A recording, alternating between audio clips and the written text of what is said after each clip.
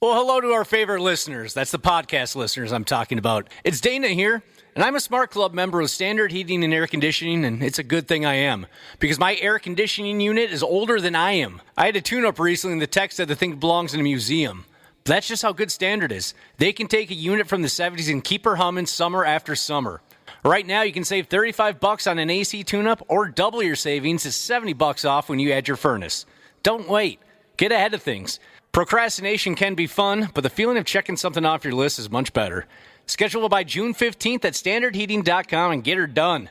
Standard Heating and Air Conditioning, providing the comfort you deserve since 1930. Enjoy the show. The 93X Half-Assed Morning Show. 93.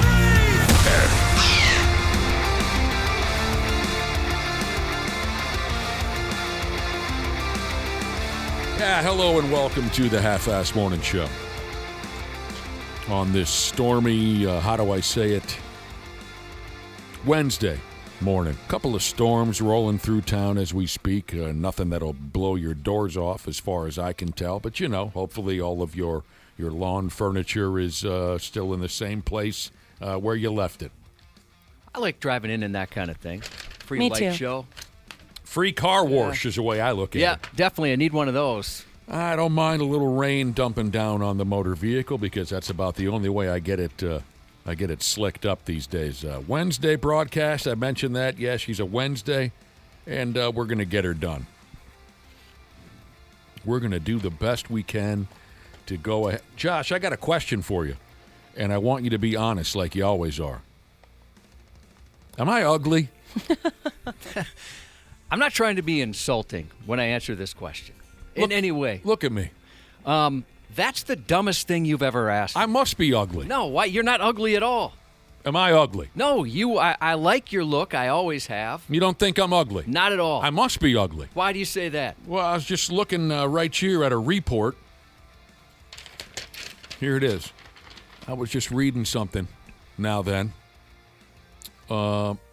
Something on the 15 television shows that attractive people watch, and I ain't seen a damn one of them. Oh, well, I'll tell man. you. Not sorry. one of them. I've only seen 3 of them. I must be ugly. Oh, I take that back. I've seen 4 of them. So I guess what I'm... So you must be fugly. Dude, And I'm ugly? I must be ass Yeah. ugly, and you're just regular ugly. Yeah, I didn't even consider the shows you watch. Dang it. Now, I don't have any background in front of me as to how these 15 programs were found to be the preferred programming for the beautiful people. I just have the names of the programs. Were there researchers peering in windows? How do we know that the hot people really watch these shows? I don't know. But I'm going to do what I always do. I'm just going to go ahead anyways. These are supposedly the 15 television programs that the hot people look at. And I ain't seen a one of them. It's okay.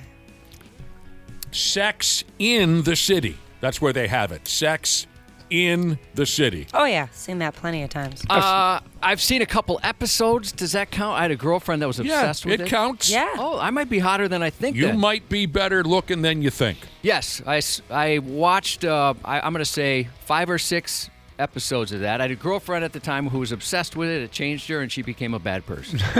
I've seen a good amount of it too, and kind of like you, Josh, it was more in the background, but I'd follow along some of the storylines. But my favorite part about Sex in the City was they had made 2 movies, and one of the movies came on TV one day. My ex was like, "Oh, let's watch it." I'm like, "Can we find something else?" And she goes, "What if I told you at some point in this movie, one of the 4 main characters craps their pants?" I go, "I'm in." That's all you need. This is thrilling to me. I'm like, okay, when is it going to happen? They're having dinner. Somebody is not going to sit well.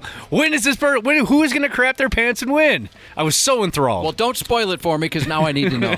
You like farts, liquefied feces, and boners. Yeah, it's funny to me. Humping fruits? I've seen it happen. Yep, you like that?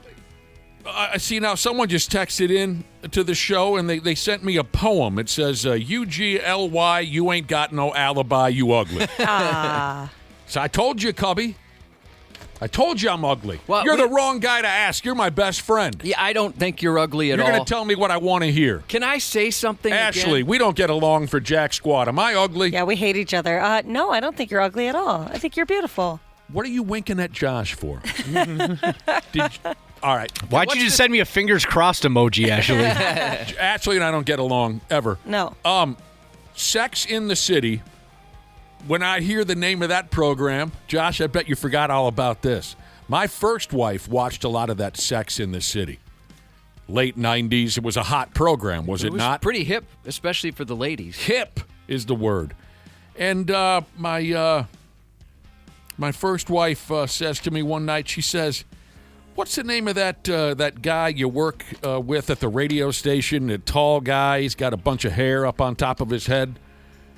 He's like an afternoon DJ guy." And I said, "Oh, Donnie?" And she said, "Yeah, Donnie. I saw him on Sex in the City."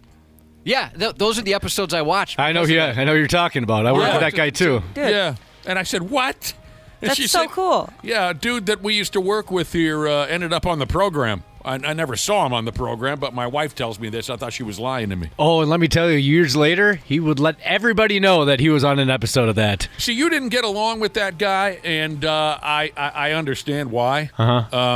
I always got along with the guy. I don't know. Thing is, there'd be times where he'd be the best person, the coolest guy ever, and then there'd be other times where he'd be threatening to kill you. He did threaten to kill you. He's one of my all-time favorite DJs. He's such a talented guy. I forgot about the death threat. There were death threats, Cool voice. allegedly. This was my first full-time job here. Eventually, I worked here part-time for a while. He and the boss, they had a love-hate relationship where I did think they were going to kill each other after maybe making love. He was an interesting guy for sure. Hey, a listener has texted in. This listener is hanging around with his 9-year-old son at 10 to 6 in the morning. What, are the two of you going fishing or something? But anyway, this listener and his 9-year-old son are listening to the show, and the 9-year-old just said to his dad, "Well, Nick can't be ugly. He's had 2 wives." I love that logic. Yeah. What a genius at 9 years That's old true. only. Tell that 9-year-old kid I said thanks, but the logic is a little shaky. You don't necessarily have to be attracted. What You do we should buy him a couple of beers for that. I would. Can of snuff, too, if he's interested. All right, the 15 shows that apparently attractive people watch. And again, I don't have any background, any arithmetic to support it. We'll just have to go along with it. Most of the rest of these I've never even heard of. Killing Eve. Yeah. Oh, so that's now, a really good show. Now I'm starting to get ugly. Yeah, me too. I like that show a lot. It has a chick from Grey's Anatomy in it. Christine something or other? Yep, that lady. Yep, we're great. All right, Killing Eve. The pretty people watch that. They watch Shrinking. Yeah, I like Shrinking. Oh, Josh, I know quite a you bit. love this. I like it, but not as much as you do, Josh. You laugh, you cry. Couple of the characters are awesome, couple not so much. Yeah, it's fantastic. I absolutely love that show. One of our listeners texted in to say, if my dog was as ugly as Nick, I'd shave its ass and teach it to walk backwards. It's a Sandlot reference. Another program that the good-looking folks enjoy, Hack. Ooh, I'm back into baby. Hacks. I just watched some of that. Yeah, that's pretty good. I haven't watched the most recent season, but here I am getting a little more attractive. Mm-hmm. By the way, we made a reference to a guy that used to work at the radio station here that made an appearance on Sex in the City, and so far none of you have guessed correctly which one it was. Oh, it was a long. I mean, This is a long you time got to ago. go back to the edge. Yeah.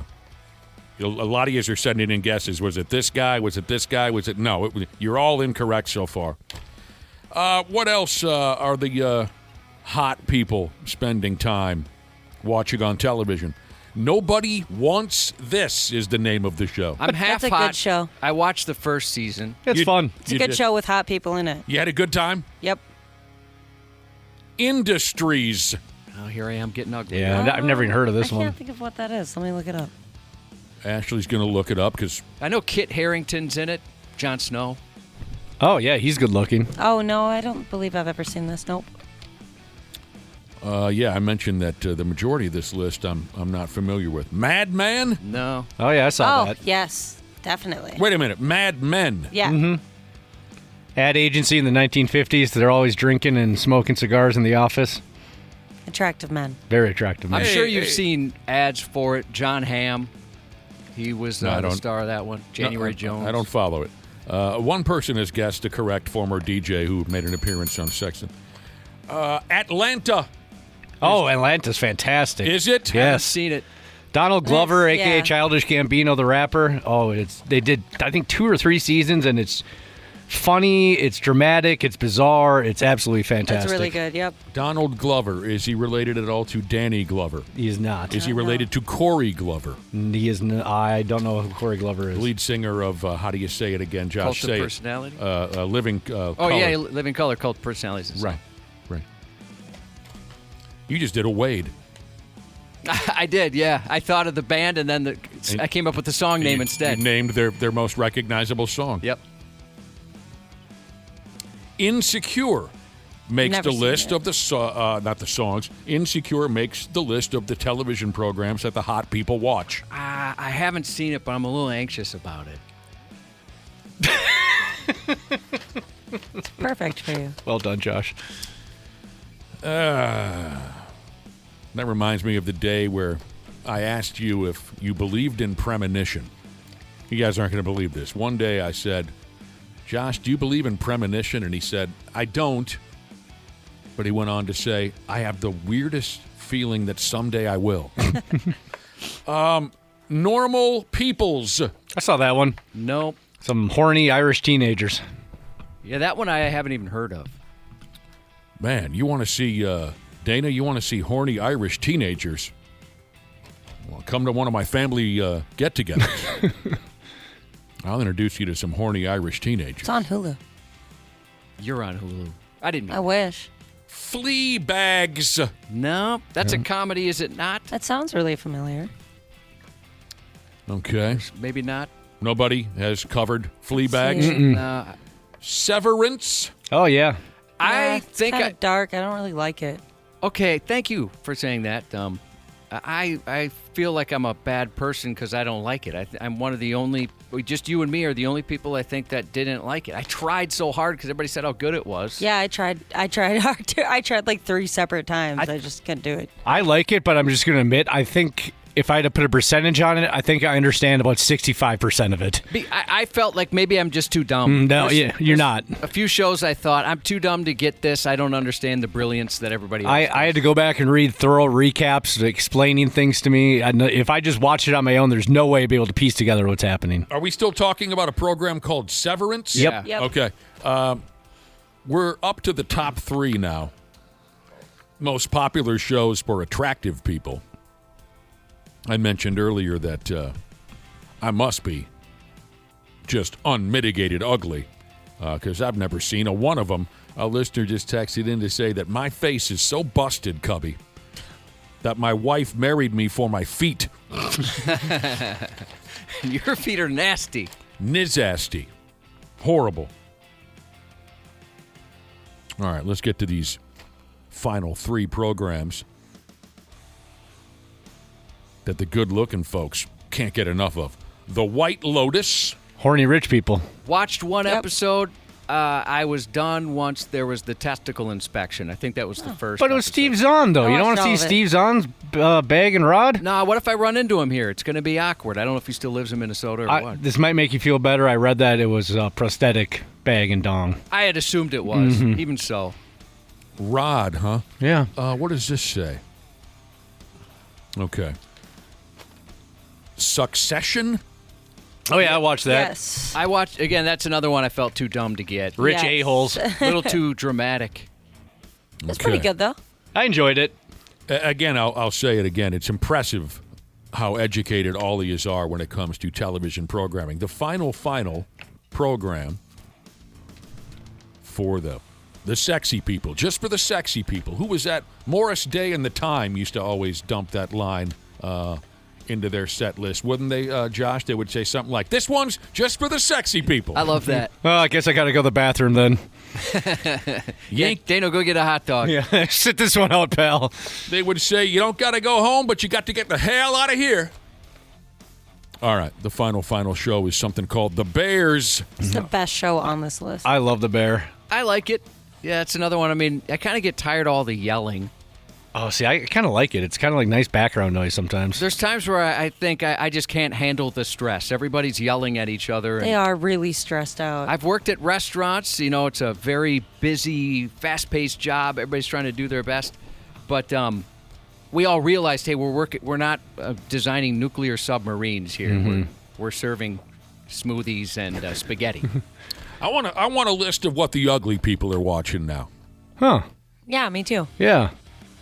I don't know if we could get that lucky. Ashley, were you the one who found this article? Yes. Do you have the background on how they figured out that the attractive people were watching these shows? And was there any promise of an ugly people television show list? They did not say anything about an ugly people list or ugly people television. Well, I'll show go ahead and list. tell you. I'll tell you. Married with Children. I could see Trailer Park Boys being on that list. this is just Timberwolves games, Twins games. There's probably like the cliche, I don't know, like sci-fi fantasy TV show on there because, they say nerds watch those. What So else? I'm Googling it. Dance Moms comes up on the list. What are we talking about now? Ugly Are, people? are we talking about the ugly people shows? You really Dance found? Moms? I watched some Dance Moms when I was younger, and it made me realize that, honestly, like when I was probably like 10 years old, I was like, if I ever have children, they will never dance. This looks crazy.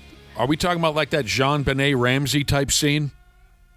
The little kiddie shows where all the little girls are made up. Yeah, except they're like competitive dancers, so they Right. like, travel around the country. That's where Honey Boo Yeah. Boo came from, right? A show like that. Oh, it wasn't not that Dance one, Moms? no. Yeah, I've I don't seen a think little bit of so, that. Maybe. I don't know. I've seen a little bit of television programming that covers those little girl fashion shows and whatnot, and it makes my stomach hurt. Okay, Yeah, Josh, it's disturbing. You really found a list of the shows the ugly. It's just people commenting on Reddit. Like here, Oh. I'm sure that's what this is from too. People said, "What shows do hot people watch or whatever?" Oh well, what? Yeah, holler at me if you find any Yeah, other what else you got shows on that the there? ugly people watch. Poo Poos and Pee Pees. Jesus texted in to say he doesn't want to watch the bear; he wants to kill the bear.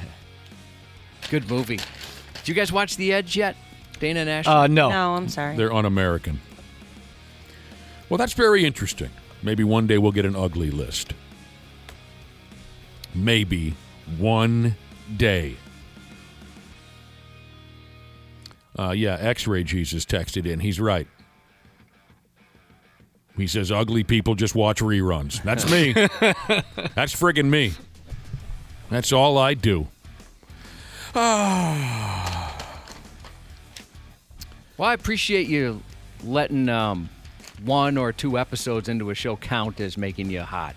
So I'm a little better than I Yeah. thought. Yeah, I'm pretty hot Absolutely. according to this list. Yeah, you guys nailed it. You guys know all Or the I'm just like really lame. Yeah, I just don't really have a lame social life. Dana, did you just miss like 2? Yeah. Wow. I think like Fleabag and one other one. The flea bags. Park and Rec Jesus texted in to tell me that I'm one handsome son bitch. I agree. He says I'm good looking top to bottom if I'm standing next to Mickey Rourke. Oh. Oh, no. And Millennial Bibliophile Jesus says that Honey Boo Boo came from toddlers and tiaras. Glad we got that cleared up. those little kitty fashion shows. They're creepy, man. You got to be out of your So mind. creepy. Out of your mind to put your 5-year-old through that, in my opinion. They should definitely ID everybody at the door, don't you think? No single dudes allowed. They have to prove that you're a parent or a grandparent. What's Mickey Rourke up to? Anyone Did know? he just make the news for something? I haven't seen him since I watched The Wrestler. God, that's a good movie. Oh, he's so good in that. I like The Wrestler. Don't see much news about him. And then you got to go back. What was that movie he Oh, and... wait, but what's next? People saying he was homeless? I thought there Oh, was... no. What the hell? They didn't pay him for The Wrestler? Let's see. Then I go way back then. You got to go way back for me, and everyone's going to turn to their friend right now and say, are they really going to spend time talking about Mickey Rourke? Sorry, I get obsessive. The Pope of Greenwich Village, wasn't that the movie he made with Eric Roberts way back in the day? And then he was in a weird movie where one of the Cosby kids got naked. He's had an interesting career, Mickey Rourke. I remember years ago, I probably shouldn't have laughed as hard as I did, but years ago, in the 80s, there was some VJ on MTV who said MICKEYROURKE, Mickey Rourke. He's always drunk. And I remember that to this day. I don't know why. I sat and laughed my ass off at that, as simple as it is. All right, so here's the story I was thinking of. Supposedly he was in some dire straits here, and his manager launched a GoFundMe account to help him kind of find a place to live. Well, that's not good. Yeah, and he came back and said, hey, this is kind of silly. We're not going to do that.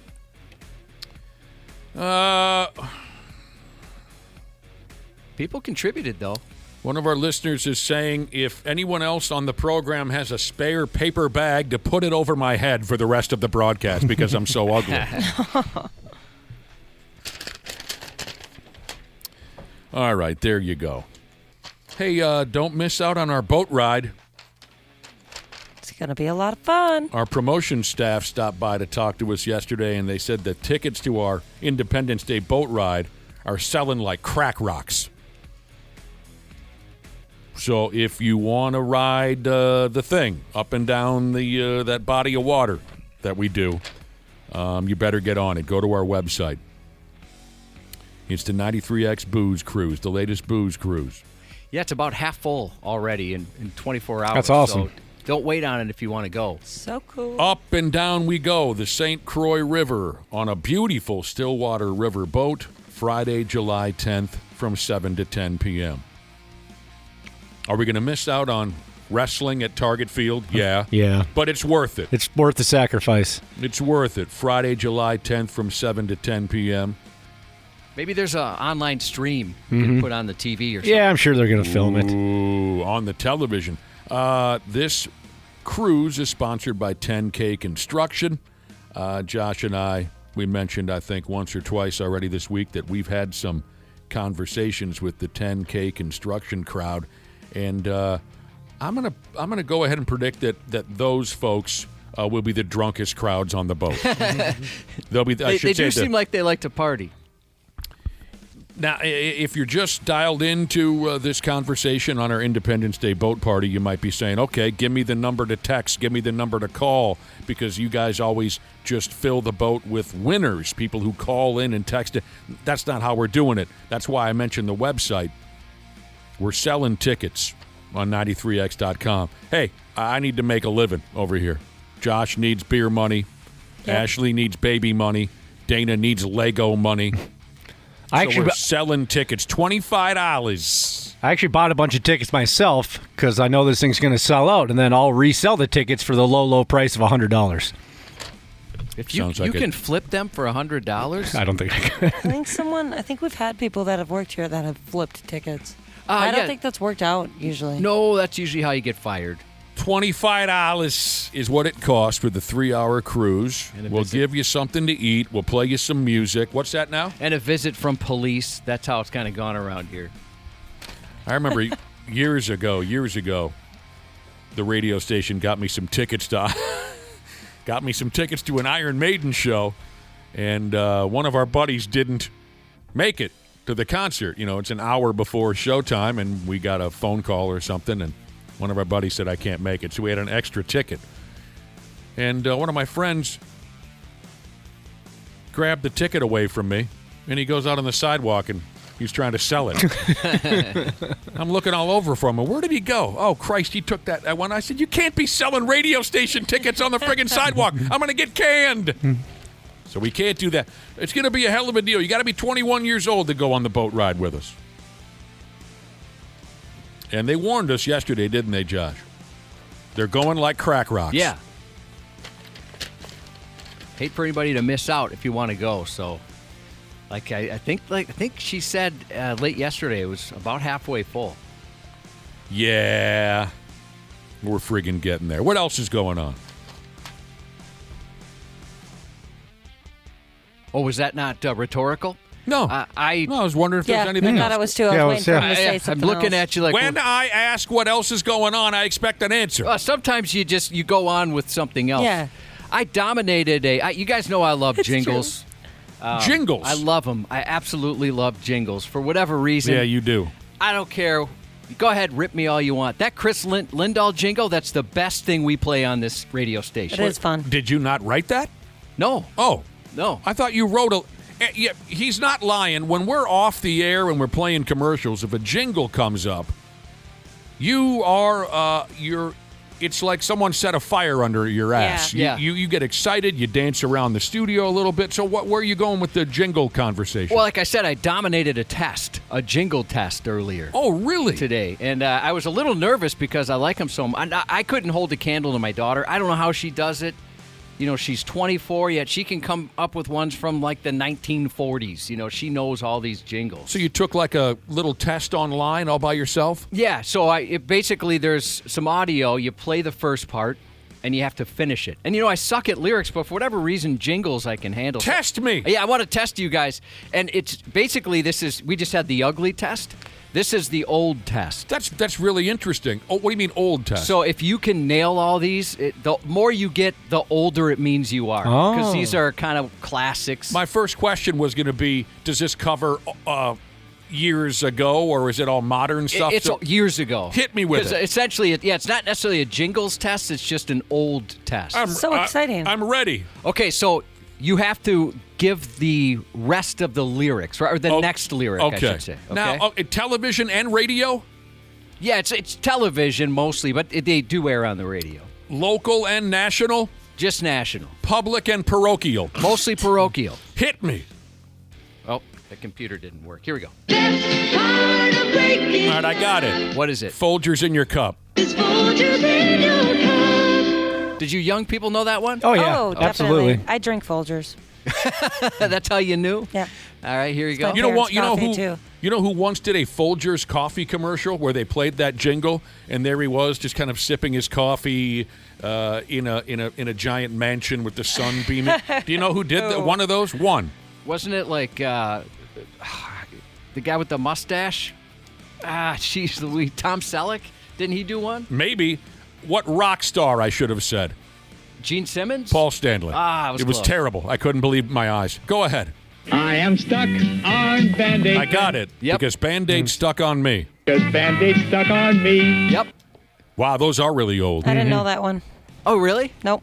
Yeah, see, you're young. My baloney has a first name. Yeah. That one's easy. It's OSCAR. It's O-S-C-A-R. Oscar Mayer F me running sideways Bologna. And here's the last one. I got it. Go ahead. Oh, what a stinking relief it is. Yeah, you're old. We're both old. I didn't get that one. I got the other ones. Yes, I didn't hear. What was I that didn't- for? I didn't hear you answer correctly. I just heard I answered them correctly. Yeah, you know, same here. I didn't know I was allowed to jump in. Yeah, when I was in middle school, I was in, or maybe this was like very early high school, but I was in like this show choir thing, and we did a lot of jingles. That was like our whole bit. Do you remember any of them? I remember auditioning for the Hershey's solo. That was embarrassing. I did not get it. I thought I Solo? should make my The voice Hershey- deeper. Tell and me the Hershey solo. I I'm familiar with the Highway. I'm familiar with it. I've never taken it, and I never will. Jeez. Talk about it. It is a cute little commercial here.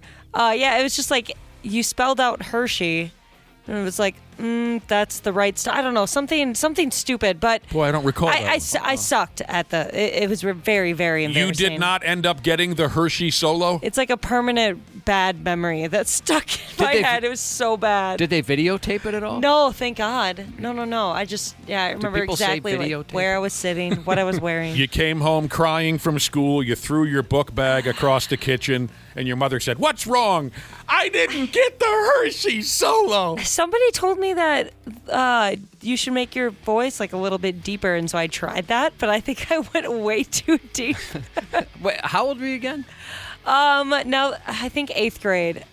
That sounds about right. 8th grade.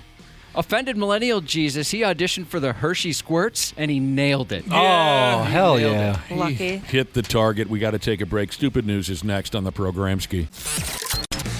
93X Half-Assed Morning Show. Well, hello to our favorite listeners. That's the podcast listeners I'm talking about. It's Dana here, and I'm a Smart Club member of Standard Heating and Air Conditioning, and it's a good thing I am, because my air conditioning unit is older than I am. I had a tune-up recently, and the tech said the thing belongs in a museum.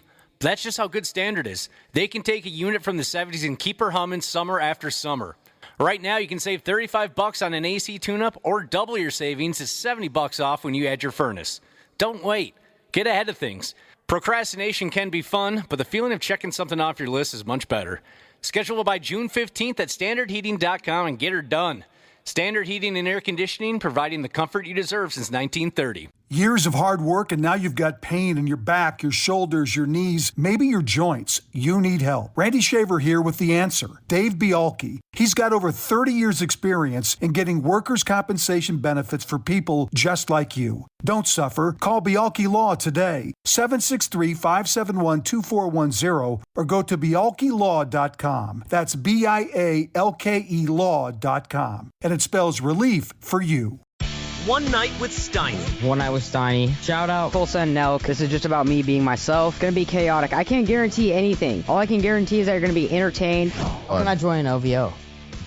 You can keep DMing Drake or keep paying. By the way, I like OVO. How do you know that I do that? I know you DM Drake all the time. I know. How do you know that? You paid me $3,000 on Venmo one time to text him for you. Dude. One Night with Steiny. One Night with Steiny, baby. Let's go. Follow and listen on your favorite platform. Stupid news on the Half-Assed Morning Show.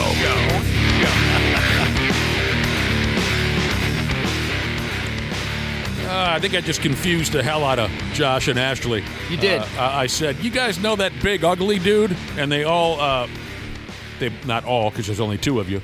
The two of you looked at me as if you were saying, well, I know a lot of big ugly dudes. Yeah, honestly. I'm not sure who you're talking about. And I feel like a jerk because I threw out a name. That's the only person I can think of. Me too. I feel bad about that as well. You did throw out a name. Well, I know how you feel about him, so I thought that must be the person you're describing. Yeah. You know that big ugly dude I said? Yeah, you guys. I shouldn't guess. Did we have the same like person, Ashley? Did you say the same person? I think so, yeah. You both named the same person. Yeah, I had the same labeling them as a big ugly person. Yeah, we'll keep that between us. All right, what do we got going on around here? Don't miss the boat party. Dana. Oh, man. Don't miss the boat party, I said a few minutes ago. Our Independence Day booze cruise. 93x.com. You can get your tickets. July 10th. Don't miss our boat party. Got a couple of texts on the boat party, Josh. One listener wants to know, should I be bringing a dish to share? Yes. Why not?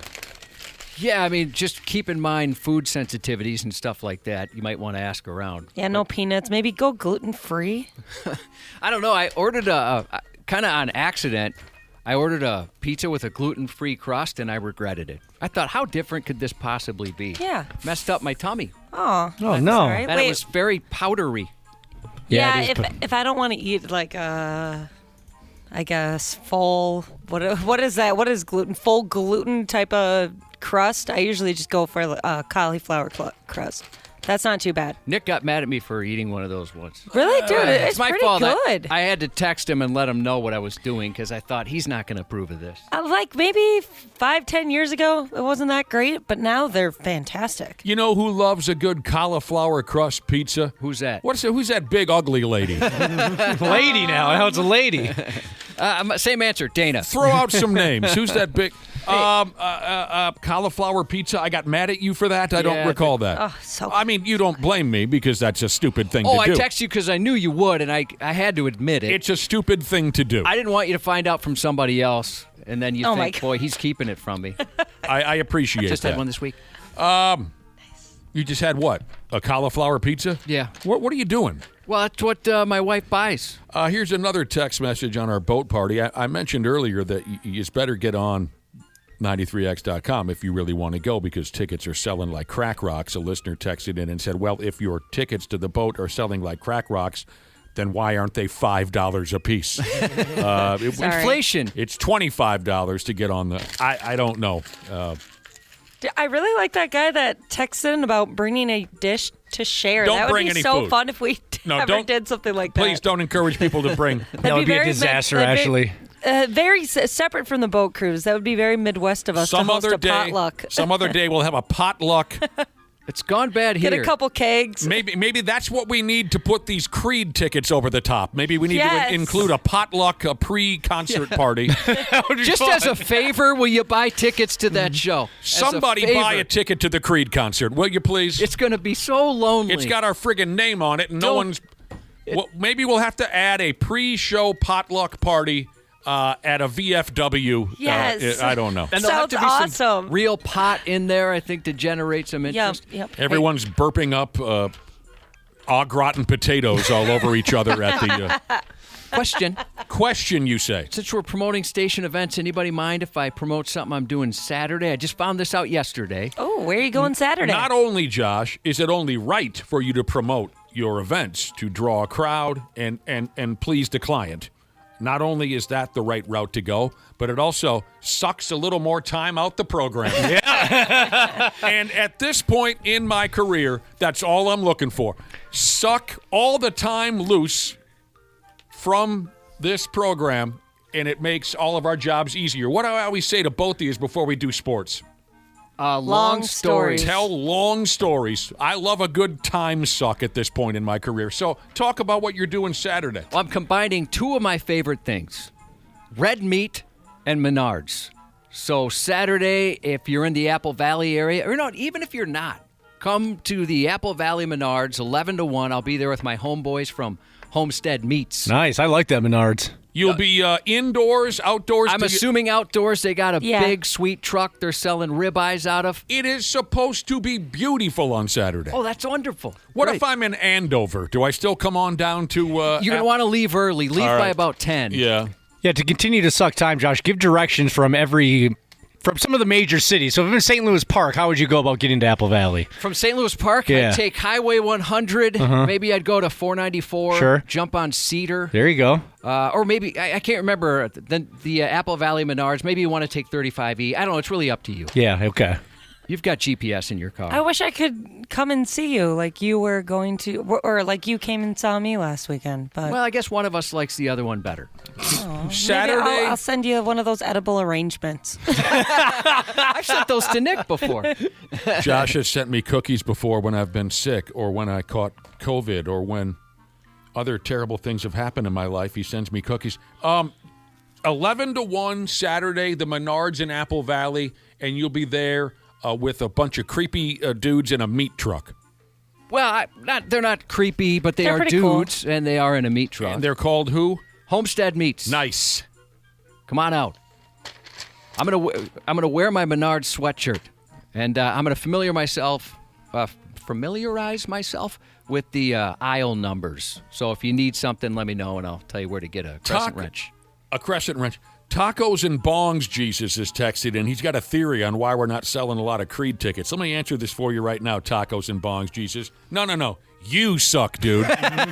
You friggin' suck. I do like how he phrased it, though.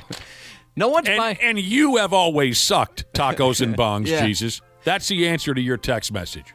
He says, no one's buying Creed tickets because Creed sucks, and they've always sucked. Creed and Bush, man. Fine. Don't come and hang out with us. Please. All right, here we go. Here we go with the report. Seriously, please. We'll pay you. First beer's on us. Anyone looking to buy these days, looking to buy some property? I'm not. You and I talk about moving in the middle of nowhere someday. I'd love to do it. My wife would never go for it. But it's every once in a while I'll look around. Oh, really? You don't think it's a that dream. You don't think that ever your wife will want to live out in the boonies? No. So you're screwed. She's missing out. Well, we always joke that we're going to retire in different states. I'll be here, and she'll be some sort of warm climate someplace. You see, my wife cannot wait. She cannot wait to get the F out of the Twin Cities and somewhere's rural is the word. That's where I want to go. go. So I'll make it. You won't make it. If you're looking to buy some property, I got something here for you. Hell is up for sale. Sorry, not the infamous biblical hell that you've been told about over the years. You know, that spot reserved for people who listen to ska or put ketchup on a hot dog. A new real estate listing out there, Summers, says that 7 acres in hell is now available. They want $625,000 in trade. The cute twist is they're talking about a town called Hell, Michigan. That's pretty funny. Hell, Michigan's a tiny little, what they call here, an unincorporated area, about 25 miles northwest of Ann Arbor, Michigan, where that's where the Ann Arbor Astros reside. Well, that's kind of out in the boonies, Josh. Hell, Michigan, 25 miles northwest of Ann Arbor. 7 acres up for sale, apparently. Well, here's the other twist to the situation. This 7-acre property is apparently a tourist attraction type string of businesses. Maybe some of you were picturing like an open field or something. No, this is a string of little businesses in hell. If you buy, you'll be the new owner of a joint called Scream's Ice Cream Shop and also a marriage chapel called Hell's Chapel of Love. Wow. So they lean into the vibe that their town's name gives off. There's also a post office, a souvenir store, and something or another called Damnation University. That's really cool. I think, if I had the cash, that'd be kind of nice to have something like that. I agree. Run a little town. Sounds like a massive pain in the ass to me. Yeah, a little bit. I don't know what I'm doing. So there you go, Satan worshipers. I agree. If you're a Satan worshiper and you have a lot of money, how do you turn this opportunity down? Right. You and a couple buddies go in on it. Skinny Carpenter Jesus, I had the same thought. Why wasn't it $666,000? Maybe it started that way and they just lowered the price. Great idea. Probably. I mean, it's $625. You're close enough. Yeah. Maybe you list it for that and you take lower offers. Please buy those Creed tickets, if I didn't already say.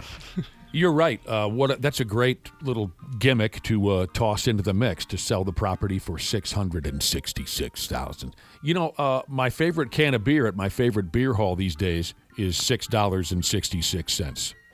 Does it have like a satanic name, this type of beer? No. That's how they do it? They didn't do it on purpose. It just happens to be now with the way things are and everything costs way too much money. That's what a can of beer is at a bar now? My favorite can of beer at my favorite bar, yes, is $6.66. Now, here's a guy that likes to party. How much is a case of beer nowadays? $25. Yeah.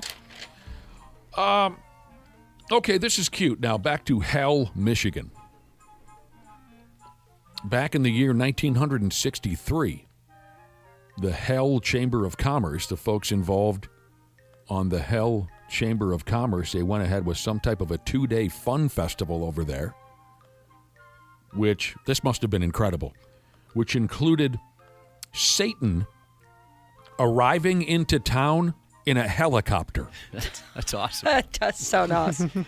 I'm not sure where it went from there, but you get the idea. That sounds pretty cool. I would stand in the town square with that cold can of beer that I was talking about in my hand and wait for Satan to arrive by helicopter. Me too. I'm sure they added an extra L to the helicopter, right, for the bit. That's really cool. Oh, yeah.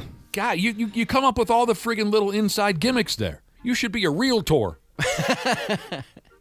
Don't list call Josh. Oh, doesn't work as well. You like that song? I do. Call Chris Lindahl. Isn't that how it goes? No. No? Yeah. Oh, I've listened to it 1,000 times. I thought I was close. You got the don't list call Chris. And then from there? And then there's other lyrics. Totally off key? Something about a bomb. Okay. I mean, not the scary kind where you got to call 911. Hell, Michigan. I'm down. No, you're not. It sounds awesome. But you're not like down. Like, I can't actively afford it, no. Yeah. If I could afford it, I'd be down. That's what I mean. If you were truly down. So you're just saying that with no intention of doing anything about it. You can't just say you're down when you're not truly down. I'm like semi-down, half down. I don't even know if you're half down. Yeah. I feel half down. You know what I feel? Let down. Well, who's let you down? Ashley. She said she was down, but she has no intention of doing anything to prove it. Right. Just let it go. Hey, you got a live mic in your face. You can use it or not. And in this case, you kind of dug yourself a hole by saying that you were down. Stupid. You essentially Stupid. made an offer and then you backed out. Right. You know what you need to do? What? Buy tickets to the Creed show. And encourage others to as well. You know, I've got an extra $25. Well, no. It's going to cost you more than that. What Josh needs you to do is buy tickets for you and 3,215 of your friends. Every person you've ever met in your life, buy them a Creed ticket. You know what? Just for anybody that's thinking, well, I'm not going to buy a Creed ticket. If you were ever in a situation where you were pretty embarrassed at your work, we would do whatever we could to change that for you. Just so you know. You don't have to reciprocate if you don't want to, but so you know we'd be there for you. We're on the hook for what if they buy a Creed ticket? I'm saying if they were ever in a situation where they were embarrassed about something at work, we would be there for them. Yeah. So we're looking for a little quid pro quo. Help. Sure. We'll help you out one way or the other. Look, Ironworker Jesus, he'll buy some Creed tickets if we reimburse him 100% and don't expect him to show up. Hey, that's all we're looking for. Exactly. Dude. I had an idea a couple days ago. It didn't go anywheres, but I thought maybe it would be fun at the Creed show out of pure, full-on, four-alarm desperation. We were discussing, how do we sell a few more tickets to this pig? I had an idea that maybe we try to gather up the Guinness Book of World Records. We try to gather up the record number of people dressed as Scott Stapp from the Higher video. So it would be as many people as we can conjure up wearing black leather pants and a white wife beater, if I'm remembering the video with any great detail, right? We could set a world record at the 3 people that show up like that. Can you take me higher in the video? Is he not wearing black leather pants and a white wife beater? Is that the one where it's raining and whatnot? I think it's really windy. His hair is majestically flowing. Yeah, I don't know if it's raining, but it's incredibly windy at the show. And there's lots of slow motion, I think I got the right video. Well, how do you feel about Josh wearing black leather pants and a wife beater? There's no way. What do you mean? Why is there no way? That's not my style. Well, we're not asking you to show up in style. We're asking you to set a Guinness World Record. Nope, can't do it. So you're not That would down? look really weird. You're no, not. Oh, no. Are you down? To go on that, if I was like Ashley, I'm down. Oh, you are down? Yeah, I'm down. Whatever, guys. But I'm not going to wear it. I have no intention of it. Yet I'm down. I mean, I'm not much for theme parties. Actually, that idea drives me crazy. Themed weddings where everyone shows up wearing Hawaiian. But we're desperate. We were trying to come up with an idea, and I thought, let's do a Scott Stapp Higher video theme, and everyone kind of no one really even said a word. They just walked out of the room. Well, there was some concern that wouldn't go over very well. Can you take... I don't want to say who, but one of the bands. I'm sorry, what? I was told that wouldn't go over well with one of the bands. Really? Loosen up a little bit. Be down with us. I'm down. I got to look this up now because it's driving me nuts. Is that the video where he has... Yeah, there he is. I just looked it up. He's got a tight wife beater on. He looks good in a pair of leather pants. He's got leather pants. I mean, that's the hard part, right? Coming up with leather pants. I'd imagine there's not a ton of closet that have leather pants in it. Maybe I'm wrong. And given that the concert's in July and it's likely going to be hot, if I put on leather pants, I don't think they're coming off. Oh, yeah. Scott Stapp in the video, yes, he's wearing black leather pants. He has a wife beater, and he's combed his hair to where he looks like, and I'm going to lose a great majority of you here, but I don't care. He combs his hair like Christy McNichol did back in the 70s.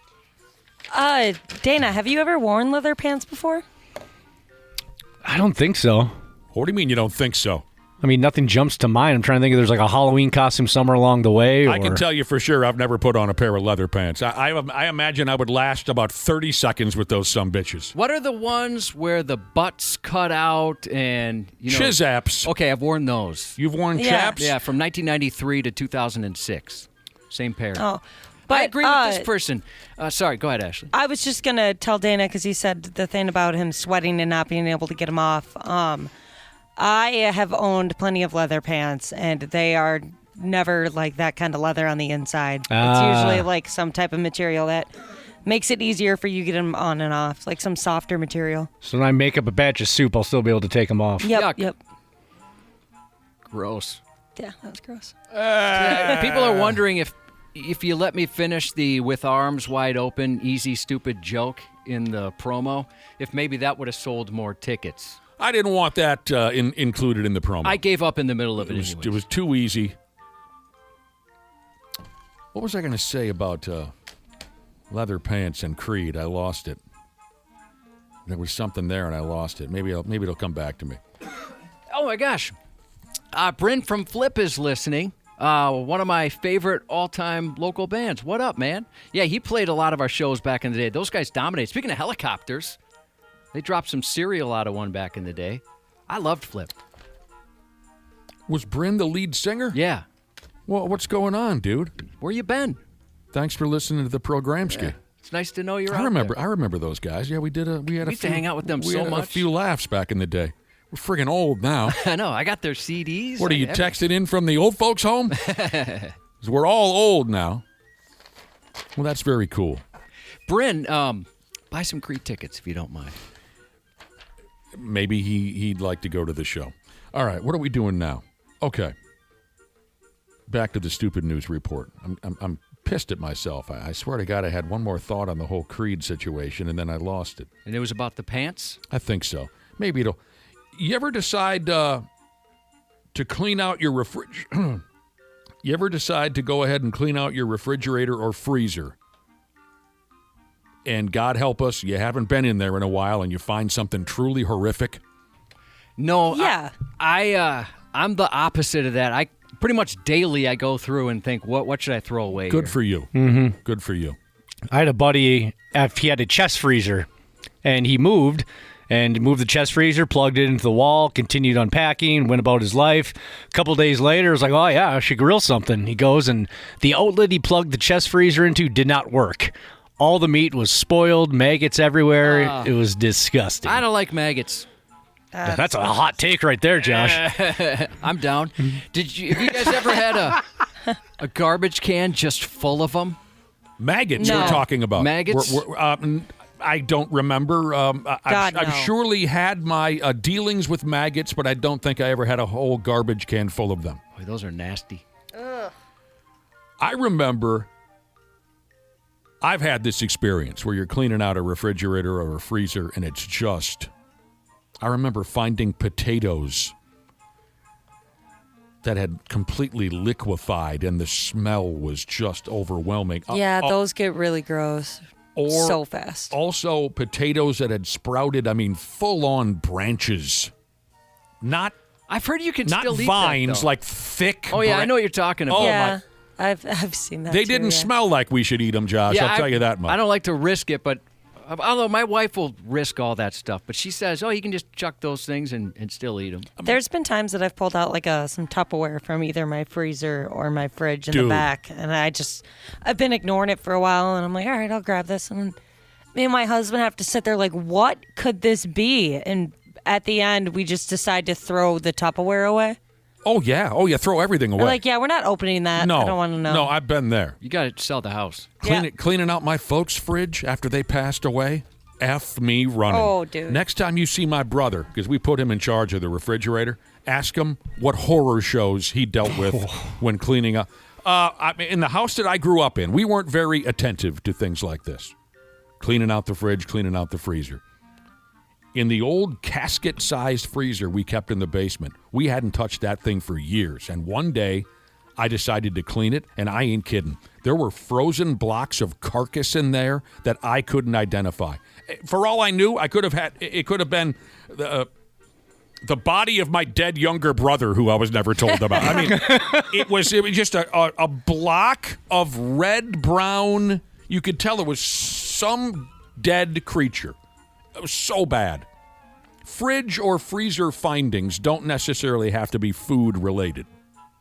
Yeah, I've seen that where it's just like a block of ice, and then there's a tiny piece of meat in there somewhere. That's what I'm talking about. I know, Yeah. there's so much freezer burn. But I found blocks like this here, Josh. Like you'd have to, like you're carrying an old case of bottled beer. Like they're chainsawing it out of the lakes.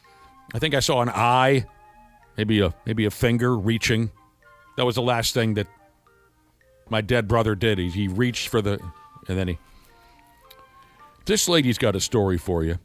She does. She's out there in Southern California, don't you know? A gal in her 80s. She took to cleaning out her garage one day. She went on over to the freezer, and inside that pig, she found 20 sticks of live dynamite. She had no idea it was all up in there. She called the police. Here comes the bomb squad. All right, so now I know what a heart attack feels like. Does anybody have any underwear I can borrow? There's quite the delay on that clip. Son of a bitch. Goodness. I love you, Jimmy Walker, but... Oh, there we go. Now it's faster. Mama's cooking registers a 10 on the Richter scale. JJ said one day on an episode of Good Times. He said, Mama's cooking registers as a 10 on the Richter scale. But Thelma's cooking registers a 0.1. Josh, you got to ask me, why is that, JJ? Why is that, JJ? Because when you eat it, you 0.1 to the Pepto-Bismol! All right, so a lady found 20 sticks of live dynamite in her garage freezer. Bomb squad shows up. Hell, they had to evacuate all the houses in the neighborhood just in case something went sideways. This old-ass lady told the cops that the freezer had been there for decades. She hadn't looked in the sumbitch at all. She's assuming that all that dynamite must have belonged to her dead husband. That poor and potentially dangerous sumbitch checked out 12 years ago. The bomb squad was able to sweat it out, Cubby, with that, blue wire, red wire thing, like you saw. Oh, God, they sweat. It's they it's sweat. always the last second. I don't know if that's part of the training. The or clock what. was down to 1 second. They just kind of guess. They do. Yep. They should train for that. I wish they would train for that.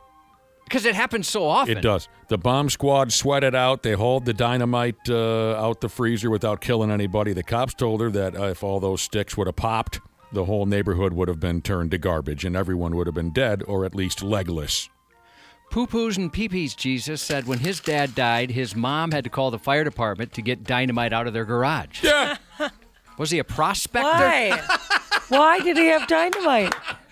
Yeah, what do people do with dynamite in 2026? I could see that happening. Me going through my dad's garage one day and finding something like that. What are you doing? Was he a prospector? Is my Dynamite! That's the best question that's been asked on today's show. Was he headed out west for that gold? Yeah, the gold rush is long gone. He is waiting on that gold rush. Do I have time for this one? What's this one? Hang on a second. Oh, yeah, okay, we can do this one quick. Something for you breeders out there. Oh, and this could start a valuable conversation on the program. Tell us via that text machine, 651-989-9393. Luther, Bloomington, Kia, that whole mess. Tell us, what's the most expensive damage one of your children has ever done to your home or personal property? Did your kid burn down the couch? Did your kid F up your car? Oh, that's the gas right there. Did your kid wreck your beer can collection or your fishing boat? What's the most expensive damage one of your children has ever done to your home or personal property? The number again is 651-989-9393. Here's why I asked such a thing. A little 3-year-old kid effing around at her folks' house. The little kid found a stash of $1,800 cash that her parents had set aside for drugs or something. Kids are so nosy. Found $1,800 cash. And since the kid is 3 and 3-year-olds are dumb as balls, the kid upped and cut it all up with the scissors and scattered all that monies across the living room floor. Wow. So annoying. Yeah, get back to me in like a year, and I'm sure I'll have some stories like this. My son is turning into a little terrorist. Yeah, once they start moving, it's a whole different ballgame. It's terrifying, and it's fast. Why do you crawl so fast? Yep, you look away for a second, they're at the neighbor's house. Jeez. So the old man, the kid's dad, a 34-year-old character named Anthony or something, he admitted that he came uncorked when he walked in and saw that his little daughter, God rest her soul, had destroyed all that cash. Destroyed. Cut it up with the scissors. $1,800 effing. It went from $1,800 to confetti. The good news, Anthony says, that his bank has replaced that money for him already. They believed his story. I think he recorded a video of the aftermath, and the bank said, "Oh, dude, that sucks. Kids suck. Here you go. Here's the." So that's cool. They did that. Reimbursed it. So tell us before we got to take a break. Take your time, but text us and tell us what's the most expensive damage one of your children has ever done to your home or personal property. Do you have any stories, Josh? A few, unfortunately. All the same culprit. My youngest. Most amount of money. Boy, I don't know. We had to buy a new microwave because he put some metal in there by accident. Oh, my God. That pissed me off so bad. And the microwave popped and the sparks and the flames. It caught on fire. So that was bad. Holes in the wall. Just the other day, we're still working this one out. He and some of his moron friends, they had like one of those, what are they called? They're popular now. I These forgot. Squishy things. A fleshlight. Yes, a fleshlight. Yeah, the sleeve of a fleshlight. God. And they're like whipping it up against the ceiling and the walls, and it's leaving these black marks everywhere. And I can't figure it out. I mean, then we're having a lot of trouble getting this stuff off the walls. I can't figure out how dumb is a kid. That's ridiculous. Is he going to be the one that gets up on a ladder and cleans up those black marks? Yeah, he already started. So we lost some popcorn on the ceiling. It's ridiculous. I can't figure this one out. I'm looking forward to maybe going through these texts later because you're a terrific crowd. Sports on the 93X Half-Assed Morning Show. Ehlers around and takes a carry toward the goal. That is in for an empty net goal from the length of the ice by Ehlers. The Carolina Hurricanes still have not lost back-to-back games since mid-January. They're 25-7 this year after a loss, including the regular season. Shoot. What's his name there? The announcer, McDonough. He had another voice crack. Yeah, he gets excited. I like when he has that voice crack. It adds something to the mix. Another terrific hockey game last night. I ain't mad at that Ehlers kid. He didn't mean to do it. It was an obvious accident. Well, really it was. I mean, he was trying to be a man about it and just iced the puck. And it took a bad bounce. Went into the empty net. Another great hockey game last night with the North Carolina Hurricanes turning out a win on the road, tied series now. F me. They've just turned out to be a perfect match, these two clubs so far. Twins got spanked by the Tigers. NBA Final Game 4 is scheduled to take place tonight in New York City. There are so many elements to this series that are... There are some elements to this series that are just ridiculous, just out of control. The Knicks fans... totally out of control. The NBA themselves, the ones who run that operation, are such a bunch of punks. They're just punks. And I'll explain that a little bit later. But it's made it fun. I can't deny that. It's made it fun. So you get to watch that tonight, Game 4 of the NBA Final. Randy Shaver will be around here in about a half hour. But we got to take a break as Josh has some more news for you here in a few minutes. 93X Half-Assed Morning Show. Well, hello to our favorite listeners. That's the podcast listeners I'm talking about. It's Dana here, and I'm a Smart Club member of Standard Heating and Air Conditioning, and it's a good thing I am, because my air conditioning unit is older than I am. I had a tune-up recently, and the tech said the thing belongs in a museum. But that's just how good Standard is. They can take a unit from the 70s and keep her humming summer after summer. Right now, you can save $35 on an AC tune-up, or double your savings to $70 off when you add your furnace. Don't wait. Get ahead of things. Procrastination can be fun, but the feeling of checking something off your list is much better. Schedule it by June 15th at standardheating.com and get her done. Standard Heating and Air Conditioning, providing the comfort you deserve since 1930. Years of hard work, and now you've got pain in your back, your shoulders, your knees, maybe your joints. You need help. Randy Shaver here with the answer. Dave Bialke. He's got over 30 years experience in getting workers' compensation benefits for people just like you. Don't suffer. Call Bialke Law today, 763-571-2410, or go to bialkelaw.com. That's BIALKE law.com. And it spells relief for you. Full Send Golf. You guys know how much I really love golf. Full Send Golf, 2v2. Me and VOD versus Big John and Kyle. Oh, it feels good to be back on the links with the boys. Join the party on the golf course. Back to golf in a big way. Now what, practice? Let's go. Let's hit the range. I was like, let's go to the range. We are headed to the golf cart. Yo, you want to golf with us? No. You don't play golf? No. Try. We got a brake car. I'm very, very excited. You excited? Yeah. Full Send Golf. Follow and listen on your favorite platform. Half-assed morning show. They're loud, they lose control, they do their little circus act, they're a nuisance. 93X. Accidents usually result from multiple small failures lining up, not just one person's mistakes. We've seen these small failures already happening with this individual. Let's not make it a big mistake. Some very picky, high-maintenance parents with impossible standards are trying to ban a California school district from hiring a teacher simply because he was arrested last year for threatening to kill children during a drunken rant. Keyword threatening. He didn't actually do it, Josh. How does that matter? It's just drunken words from a very drunken individual. Elementary school teacher Christopher DeBellis was arrested for threatening to kill several children outside a library earlier last year. Ironically, had he just stepped inside that library and consulted just one law book, he'd find an entire section explaining why that's illegal. According to court documents, DeBellis then yelled out, "I'm going to kill you." Those same documents allege DeBellis screamed sexually graphic expletives at female officers who responded. It seems some parents still cling to that outdated belief teachers should refrain from child murder, and they told school board members as much. The district released a statement that read, "We take this matter very seriously and are investigating it." The school board will now spend the summer wrestling with the thorny question of whether a person arrested for threatening to kill children is the right fit for a profession that consists entirely of being around children. I like the part where when he was arrested, he threw a bunch of blowjob jokes at the lady cops. Yeah. Yeah. Yeah, some words were exchanged. This guy, he can't hold his alcohol. And yeah, maybe he shouldn't be around kids if he wants to murder them. They're looking into it, though, you say. Yeah, they're going to evaluate it. Yeah, you got to do your research.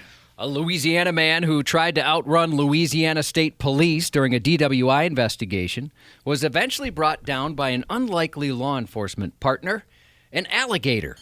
Troopers responded Sunday to reports of a Toyota Supra being driven recklessly. The joyride came to a screeching reality check when the car slammed into a concrete barrier and suffered a tire blowout. At this point, most people would probably accept that the evening wasn't going their way, but not Victor. Instead, Victor took off on foot and launched himself from the interstate into the swamp below in an apparent bid for freedom. He's going to swim his way out of it. Yeah, he's getting away. A short time later, troopers and deputies with the St. Charles Parish Sheriff's Office found him walking along the highway after exiting the swamp. Seeing law enforcement again, however, he decided he'd try and flee a second time. And that's when Mother Nature took a literal bite out of crime.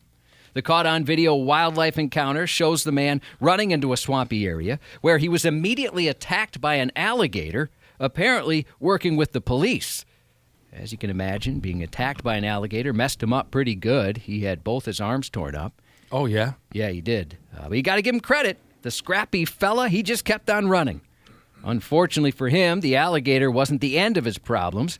He was later located by drone and taken into custody. Even after the strike, Rivas continued to evade law enforcement and fled again. And we had to wait for him to pop out the wood line to make that apprehension. On social media, police jokingly shared an AI-generated image handing a commendation to an alligator in uniform with a note that read, "Reminder, don't drive impaired, don't run from deputies, and definitely don't hide in Louisiana swamps," the post read. Wildlife may just be cooperating with law enforcement. Most people associate alligators with Florida, but Louisiana actually leads the way when it comes to places in America that boast the highest population of those massive bastards. They got a pile of them. 1.3 million alligators in Florida. Louisiana, about 2 million. And it's not the first time a wanted man has discovered nature can be surprisingly cooperative with law enforcement. In 2015, a 22-year-old Florida man suspected of burglarizing homes tried to evade deputies by wading into a lake. Unfortunately, the lake came with an 11-foot alligator that was apparently very interested in public safety. The suspect in that case was killed and partially eaten during that encounter. Jeez. I would never go in the water if I was living down there. No, me neither. Never once. Technically, he did manage to get away from pursuing deputies, but he ran straight into nature's jaws of justice. Yeah, you'd think if you're in the area, you know better. But I guess just that desperation. Sure. They see so many of them, I think they're used to it. He's not going to eat me. Some bitch ate him, didn't he? Sure did. Yeah. jumped him up. It's not just the swamps of Louisiana crawling with alligators. Apparently, so are the streets of suburban Indiana. A loose gator is currently on a reptilian road trip through the Hoosier State after escaping from a man who puts on animal shows at schools and other venues across Indiana. So I've got a lot of animals. There's about 55 different species that I use for my shows. Mark Colhurst, proprietor of Mark's Ark, the animal show. I bet he's got a cool trank rifle. Oh, gosh, you'd have to. Maybe that. I want an alligator for that reason, just in case. Got a badass tranquilizer. I like you. Rifle kind of a thing. A small alligator named Irwin slipped away after he returned home from one of his shows last Thursday. Colhurst, said he was putting his animals away when he discovered Irwin's cooler was empty and the reptile had vanished. How we got loose, I don't know. Days later, the runaway alligator remains at large. While he insists the 2-foot gator poses no threat to humans, some neighbors aren't exactly reassured. It eats mice this big. That's it. That's all it can fit in its mouth. I am concerned about houses around us that have smaller children. I would think it could take some fingers off. I think it could do a lot of damage to my grandson. And this isn't the area's first surprise alligator encounter. One neighbor said she believes an alligator found her pond in 2017, and that also escaped from the same man's property, she believes. Authorities say another alligator turned up right by his house in 2012, but he denied either reptile belonged to him. Those are completely false accusations. They were not my alligators. Okie dokie. Dude, I think he's cracked. Yeah, he does get defensive later on in the news story. You got to be a little iffy to do that for a living. Yeah. Iffy. Neighbors aren't biting, though. I feel like when you live next to a man who has an exotic animal and more exotic animals, and there's an alligator on the loose, it's not like there's someone random dropping off alligators in our neighborhood. It's yours. You're the only person who has these animals in the vicinity, one resident said. Whether she was right or not, it's difficult to argue with that reasoning. If alligators keep appearing in your neighborhood, eventually you're going to start looking toward the house that has alligators, and the man does. Neighbors' suspicions may be fueled by another detail. The man's acknowledged that animals have escaped from his property before, including a pony, a tortoise, a pig, and an emu. Oh, my God, dude. The pony and the pig were recovered safely. The emu wasn't as fortunate. What happened to the emu? Did he get rolled up by a big rig? No, they took action before that. He said he made the decision to shoot the big-ass bird because it posed a danger to traffic. Shoot the emu, he said. He shot the emu. Yeah. The missing alligator even made its way onto the agenda at Monday night's county commissioners meeting, where officials discussed neighbors' concerns and said they will review local rules and ordinances. For now, however, Irwin, as I mentioned, remains on the loose. Indiana may be a long way from the bayou, but state law does allow residents to privately keep alligators without a permit, providing they measure less than 5 feet in length. Oh, that just makes me all kinds of nervous right there, Josh. I don't like those sumbitches. Especially since you can't seem to keep them, in their cages wherever you keep them. They'll eat your dog for you. Yeah, I think they wouldn't have a problem with that. Police in Florida say dispatchers were flooded with calls over just 2 days from the same man, and this man might be nuts. He called 911 58 times and threatened to, quote, cook one of the officers who was arrested, that was arresting him. Cook him? Cook him. Okay. Within 2 days, 47-year-old Brett Gormley repeatedly called the department not to report an emergency, but to criticize communications staff and officers. During one of those calls, Gormley said he was a chef and threatened to cook the officers, grilling up a little office sirloin or perhaps buckets of hot buttered popcorn. Officials say they didn't tolerate anyone who ties up emergency resources to harass staff and remind the public those lines are meant for emergencies and legitimate assistance. Gonna cook them up. That's what he claims. He's promising to do so. I'll take his word for it. Movies are starting to seem greenlit based on how many collectible cups, buckets, and branded beverages, vessels that can be sold before the opening credits even roll. It's insane how much stuff there is now. What's happening? There's like the themed popcorn buckets and the different cups, and I think I even saw stuffed animals at the movie theater a little while ago. Yeah, tie-ins at restaurants, things like that. So you're saying I go to see a Star Wars movie at the theater, they'll give me a Han Solo mug for my Dr. Pepper? Something like that. Okay. Yeah. The new Odyssey movie, there's a Trojan horse popcorn bucket, things like that.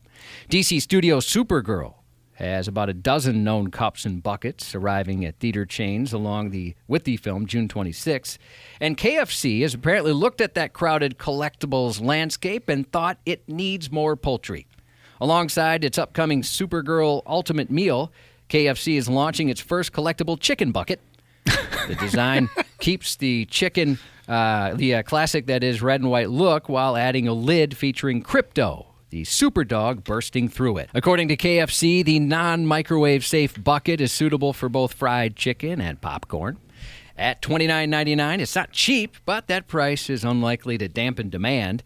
The buckets go on sale today and are expected to sell out today, with no announced plans to restock once they're gone.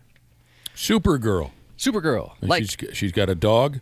She does, Crypto. Hilarious. Like several movies lately, Supergirl's managed to spark an online debate over something that probably wasn't meant to spark an online debate. Her pierced ears. Some fans noticed the earrings and asked, well, if Kryptonians have bulletproof skin, how in the hell do you get a needle through those lobes? None of your business. Director James Gunn said that question's already been answered.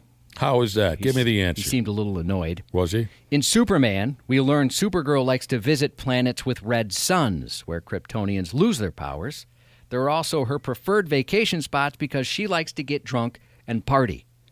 And if a red sun can make a Kryptonian vulnerable enough to get hammered, Gunn says it also can make her vulnerable enough to get her ears pierced. You know what? I'm going to go ahead and accept that answer. Sure. Yeah, I'll believe you. I mean, it's your thing. You're behind the movie and whatnot. But apparently a drunk on a street could have given me that answer and I would have accepted it. Yeah. It doesn't have to be James Gunn? Doesn't have to be James, whoever James Gunn is. You're fine if it's not James Gunn? Happy birthday to Bill Burr, who's 58 today. Elizabeth Hubba Hubba Hurley turned 61. Word up to the Scott County Sheriff's Office youth fishing event today. Happy birthday to Wisco Maple Syrup Jesus. Happy 49th to my bro Joe. The gorgeous Ashley hitting her dirty 30s today. Happy birthday from your lucky husband. Happy birthday to Chaos Coordinator Sheezus, turning 36. One more time, me and my homeboys from Homestead Meats, we're going to be at the Apple Valley Menards from 11 a.m. to 1 p.m. on Saturday. Love it if you could join us. Again, Apple Valley Menards, 11 to 1. Keep reminding us of this, Josh. I want you to have a big crowd out there. I want you all to show up. And that's 93X News. Randy Shaver and Brad Ryder on the Half-Ass Morning Show. Ehlers around and takes a carry toward the goal. That is in for an empty net goal from the length of the ice by Ehlers. The Carolina Hurricanes still have not lost back-to-back games since mid-January. They're 25-7 this year after a loss, including the regular season. Yeah, the voice crack. That's his trademark, that Madonna. Madonna? What's his name, the announcer? Sean McDonough. John Madonna. Hello, everybody. Sean McDonough. So I'm just going to let Dana know this. I can't hear any of the things that you're playing. Oh, no. So I didn't hear that, nor did I hear anything like that during the news that Josh gave. It was a Randy Shaver diss track we just played. Eminem just dropped it. Randy I'll try to fix it. I don't know. I mean, I didn't change anything, so somebody must have come in here and pushed some buttons for me, which is always helpful. Randy broadcasting in his boxer shorts from assisted living. My God, Josh, now he can't hear any longer. Oh, that's not... He's lost his hearing. That's not fair. It's all right, Randy Shaver. Now I hear myself. Oh, my God. I don't want to hear that. All right, took that out. That didn't fix anything. Nobody wants to hear themselves. If it makes you feel any better, that was happening to me a few weeks ago. Okay, well, if it helps anything, I'm perfectly fine over here. That's what matters. Everything's working just fine on my end. Well, we'll finger bang this soundboard and see if we can get things straightened out. Another lights out hockey game last night. Yes, for sure. Fun. Those two clubs, I mentioned this earlier, have so far turned out to be a perfect match. A perfect match here in the Stanley Cup final. North Carolina Hurricanes tied the series with a 4-3 road win, 5-3 if you count empty net goals. And I ain't mad at that Ehlers kid who scored the empty netter. He didn't mean to. He just ripped the puck off the glass. He was trying to be a man about it and just iced the puck. But a bad bounce sent the puck into the Vegas net. Don't judge that Ehlers kid, okay, for the empty netter. Sure. Total accident. But another very close hockey game. Back and forth she goes. 2-0 Hurricanes. Then it's 3-1 Hurricane. And then Las Vegas ties the sumbitch. And then in the third period, Jordan Staal. You know, that friggin' guy's near 40 years old now. Dude scored a damn near impossible kind of a fell on his face, half backwards kind of a goal.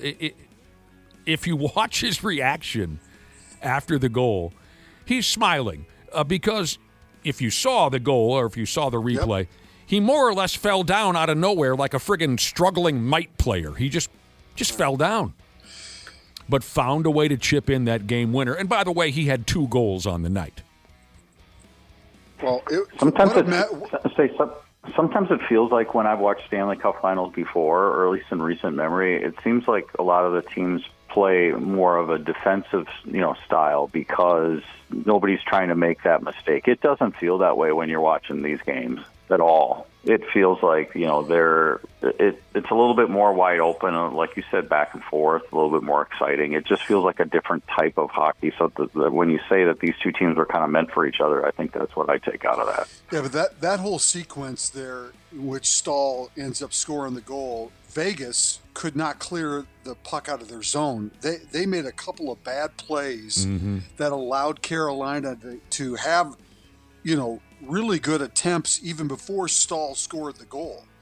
So that's on Vegas last night. They had, during that, there's a score breakdown that's pretty interesting. Vegas dominates the second period in this series. They've scored like 10 goals in the second period. And Carolina has scored like 10 goals in the third period. It's just been a bizarre series that way. I don't know the stat on the third period that you mentioned, but the second period, I think so far in the series, Las Vegas has outscored North Carolina 9-1 in the second period. Yeah, it's been bizarre. But they failed to clear that puck out of their own zone. They got caught with a couple of incredible chances by Carolina in that sequence. Yep, a couple of hiccups there. Yep, and that really hurt them last night because they had fought so hard to tie the game in the second period at 3, and it felt like the momentum was all their way. But what a crazy goal, and they couldn't do anything else with it last night. I mean, Vegas could not put another one on the board. So. I think I read that this is the first Cup Series ever where both clubs have scored at least 3 goals in the first 4 games. And both of these clubs went into the series more known for their defensive abilities, but it's been a goal scorer's wet dream throughout the first 4 games. The winning goaltender, Bussy is the name. He made his first start in 2 months, and it's Game 4 of the friggin' Stanley Cup Final. I think this was his first career playoff start. It was. He's a rookie. And he won the damn thing. Yeah. Now they go back. He's a little bit older of a rookie, too, I think. I saw the post-game interview with him last night. I think he's a 28-year-old. Played a little, been around. Played a little bit in the minors, yeah. Well, he just graduated from Mankato. There you go. Yeah. Now they go back to Ric Flair country for Game 5 tomorrow night. Woo! After the game, Hurricanes coach Rod Brind'Amour said, quote, "This has been pretty stressful." I can see why. I like when they're just blunt about it. Yeah. Yeah. Look, boys, I'm wetting my pants back here. Yeah. It's been fun to watch, though.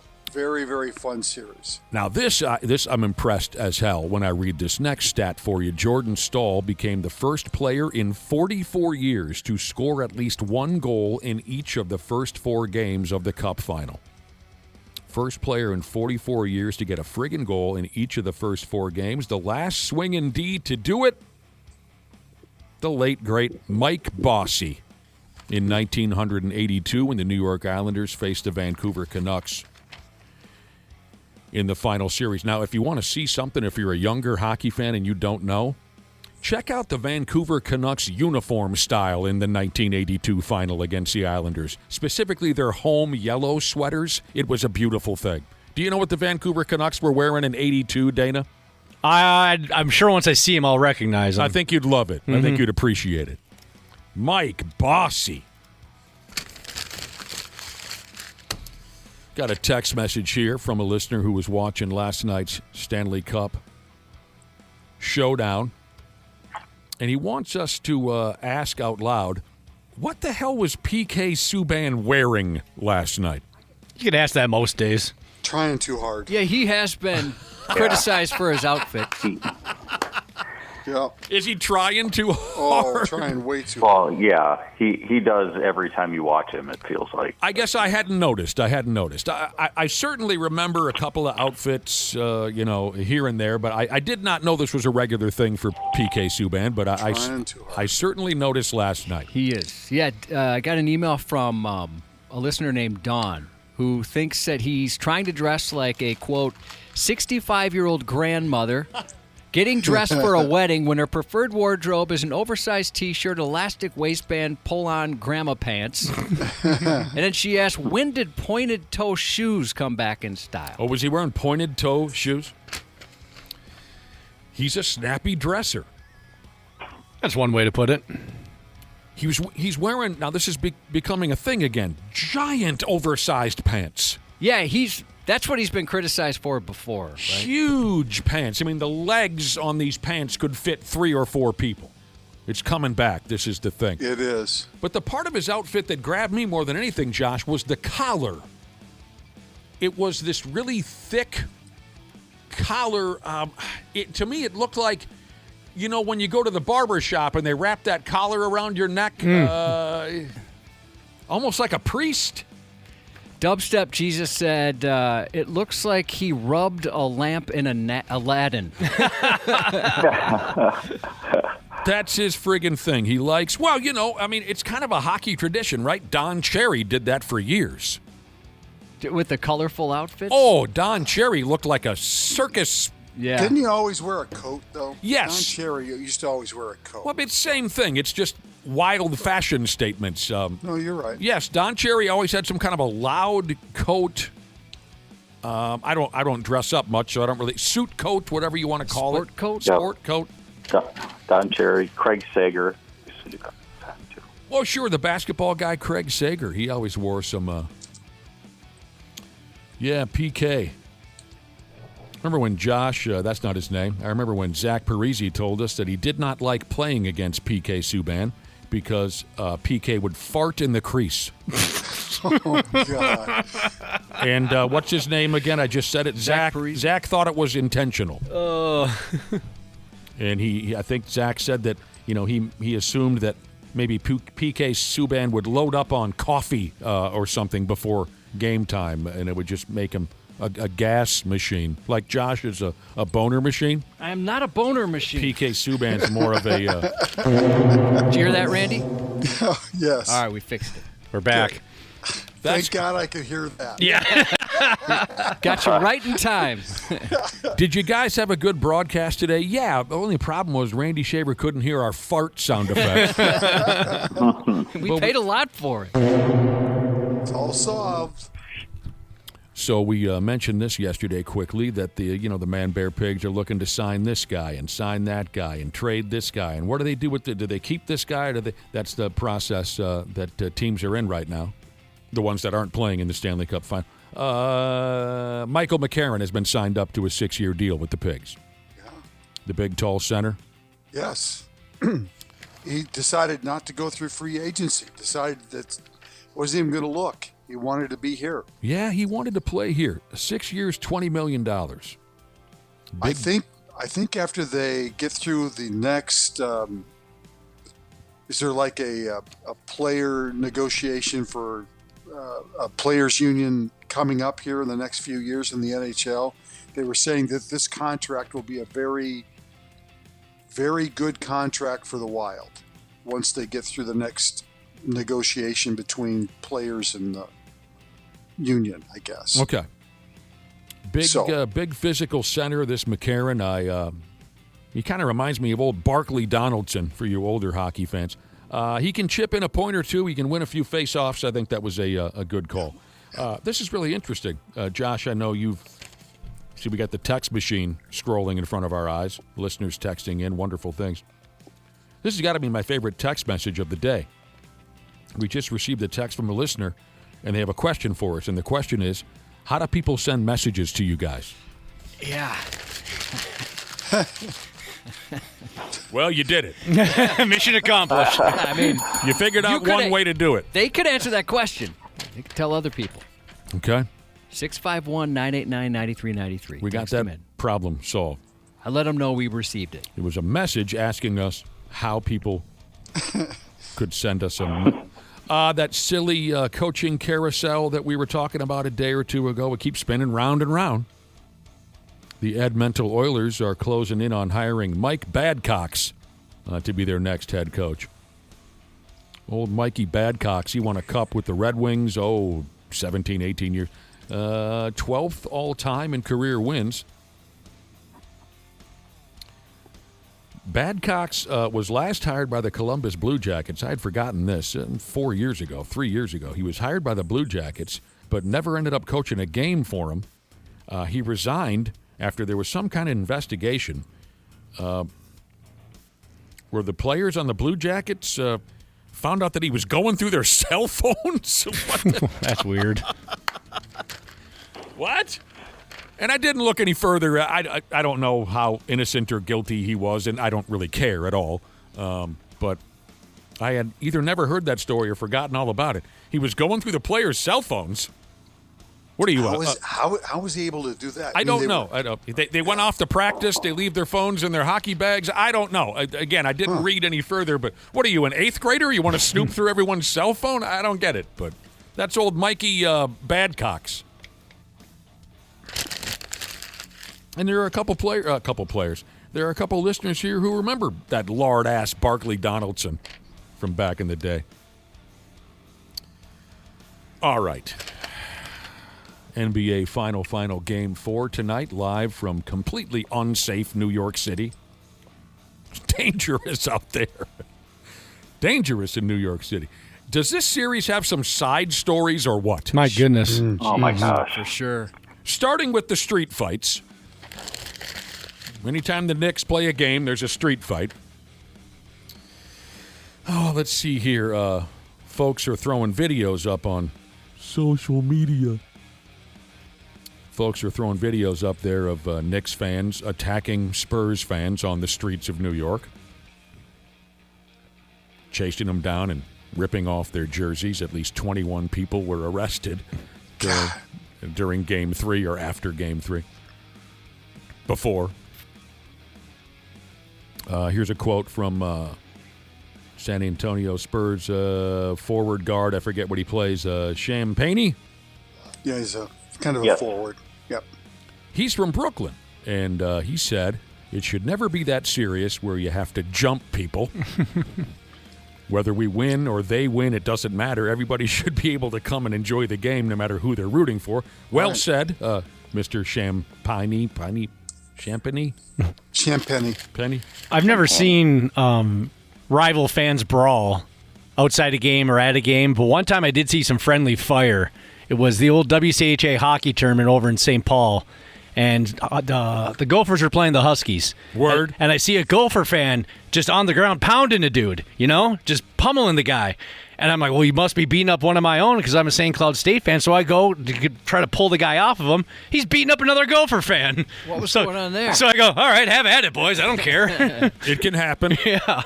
Whoops. Like, you're on the same team, boys. It can happen. Spilled a beer or checked out a girl that I didn't approve of or something. Who knows?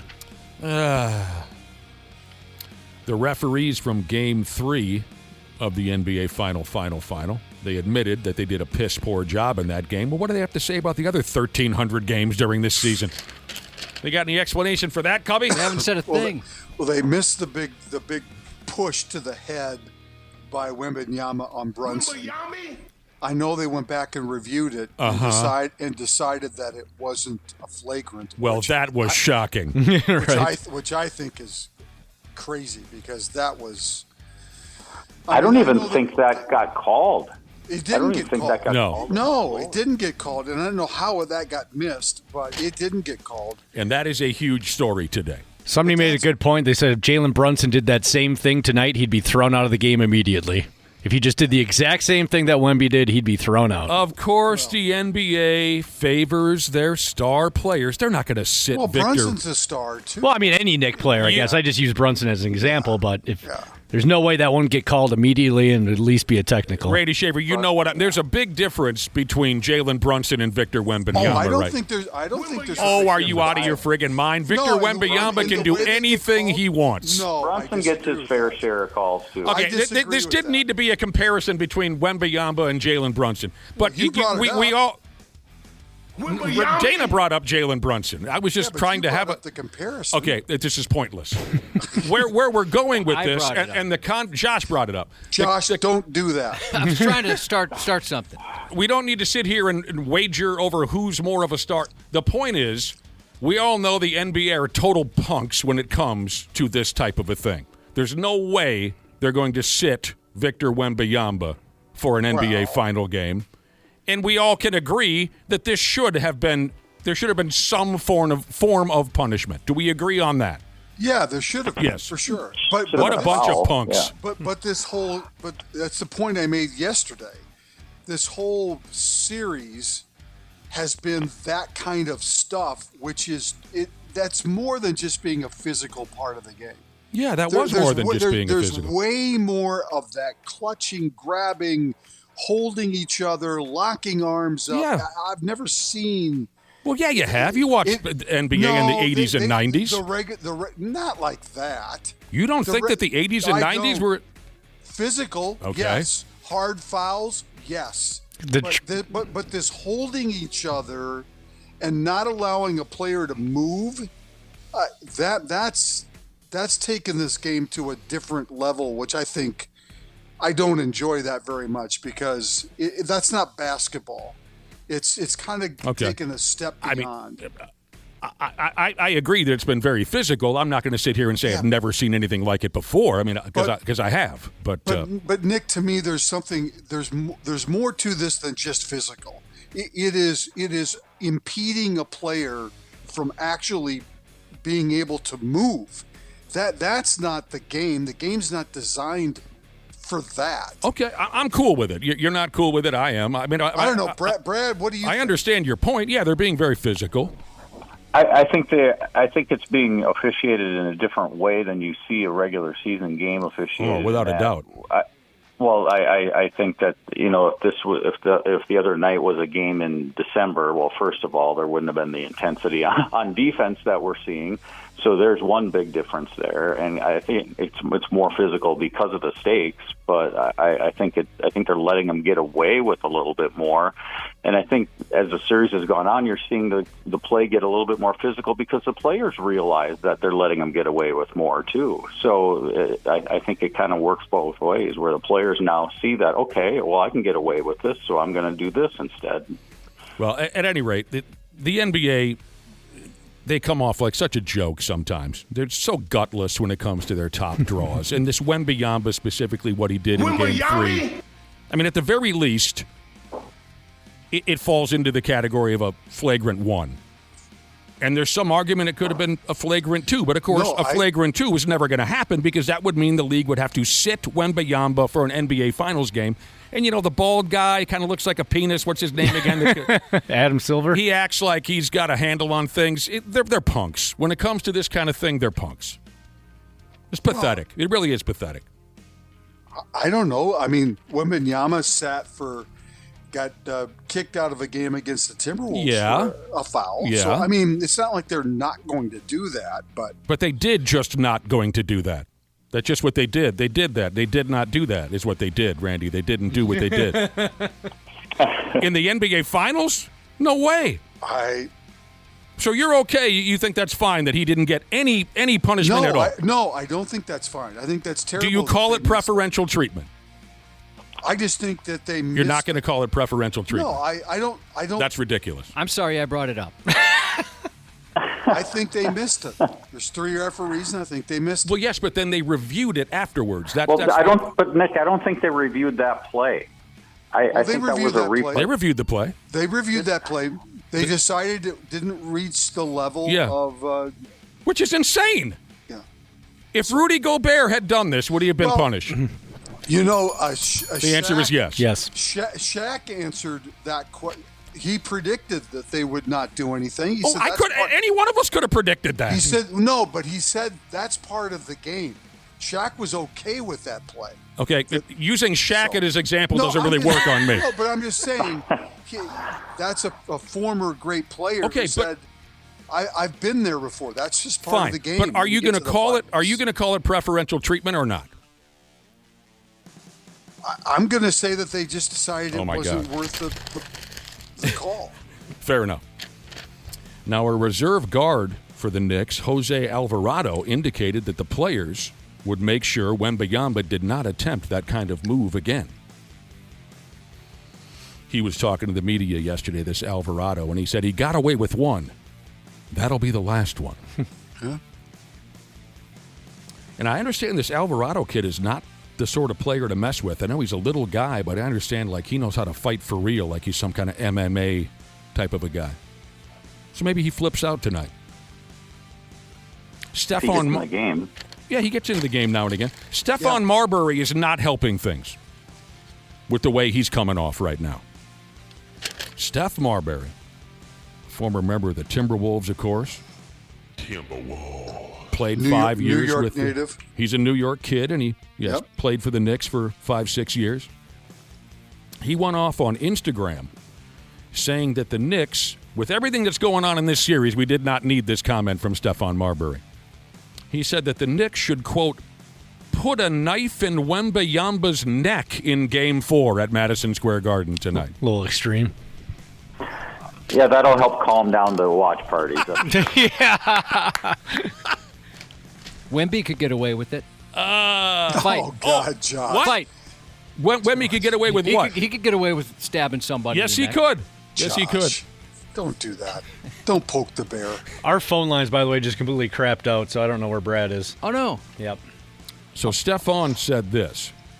He said, if it were me,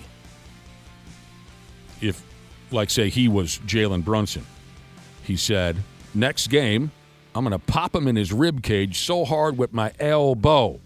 Well, first of all, I don't think Jalen can reach his rib cage. He would have to extend his arms straight up in order to do that. Steph said, if it were me, I'm going to pop him in the rib cage so hard with my elbow that he's going to fall and drop to the ground, and he's going to wish he never put his hands on me. Now, I do agree with the elbow. I do agree that would be useful to give Wembanyama a sharp elbow to the ribs now and again. Other than that, Steph needs to grow up a little bit. What's he doing talking like that? Yeah.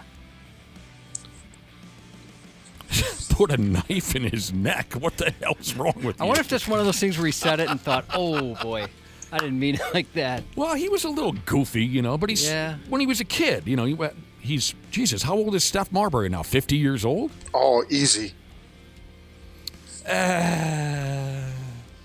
Steph is 49. Oh, my God. Yep. And I don't know how we're going to get Brad back, so I think we'll just have to take it on our own. Brad, we're sorry. Sorry. We're so sorry. You got to unplug it and plug it back in. I tried that, and so now I'm all out of ideas, Josh. Well, Nick always recommends you talk dirty to it. When technological things, how do I say that, Josh? When technology fails me, I often talk dirty and hope for the best. Oh, man. Randy Shaver, did you know that Karl Anthony Towns has scored 0 points in every fourth quarter in this here NBA Final? Wow. I didn't know that. I did not know that either. And, of course, I like this. Do you call this a meme, Josh? Yeah. If you look up the meme, they have a picture of Karl, and he looks very confused. What am I supposed to do? They always add that into the mix, don't they, when they have a negative? It kind of seems like news organizations, especially, they've got a picture for every type of story. It could be a facial expression for the particular celebrity. And sometimes they're not very kind to them. I'm sure you've noticed that as well. Yes. Karl hasn't scored a point yet in the fourth quarter. Wow. And they're up 2-1. That's impressive. Right. Park and Rec Jesus texted in to say, here's how we settle down this Wembayamba kid, right? Wembayami? Park and Rec Jesus says they should give Shaquille O'Neal 5 minutes alone with Wembayamba's toothbrush. Oh. Gross. God, why do we go there? What? Hey, Shaq's the one who... You started it. No, Shaq started it. You started How the hell am I the guy that started that? You started talking dirty to it, probably. Yep. The Knicks are outscoring the Spurs by 24 points with Jalen Brunson off the floor. And Brunson is not having the greatest performance so far. As far as shooting the basketball, he's piling up a lot of points, but he's not having the most the prettiest of NBA finals. He is yet. the most gutsy player I've ever seen. I like his style. He's so tough. I mean, the stuff that he does is just amazing. Great player. I like that kid too. I do. We don't like his dad anymore after what Brad said yesterday, but we like.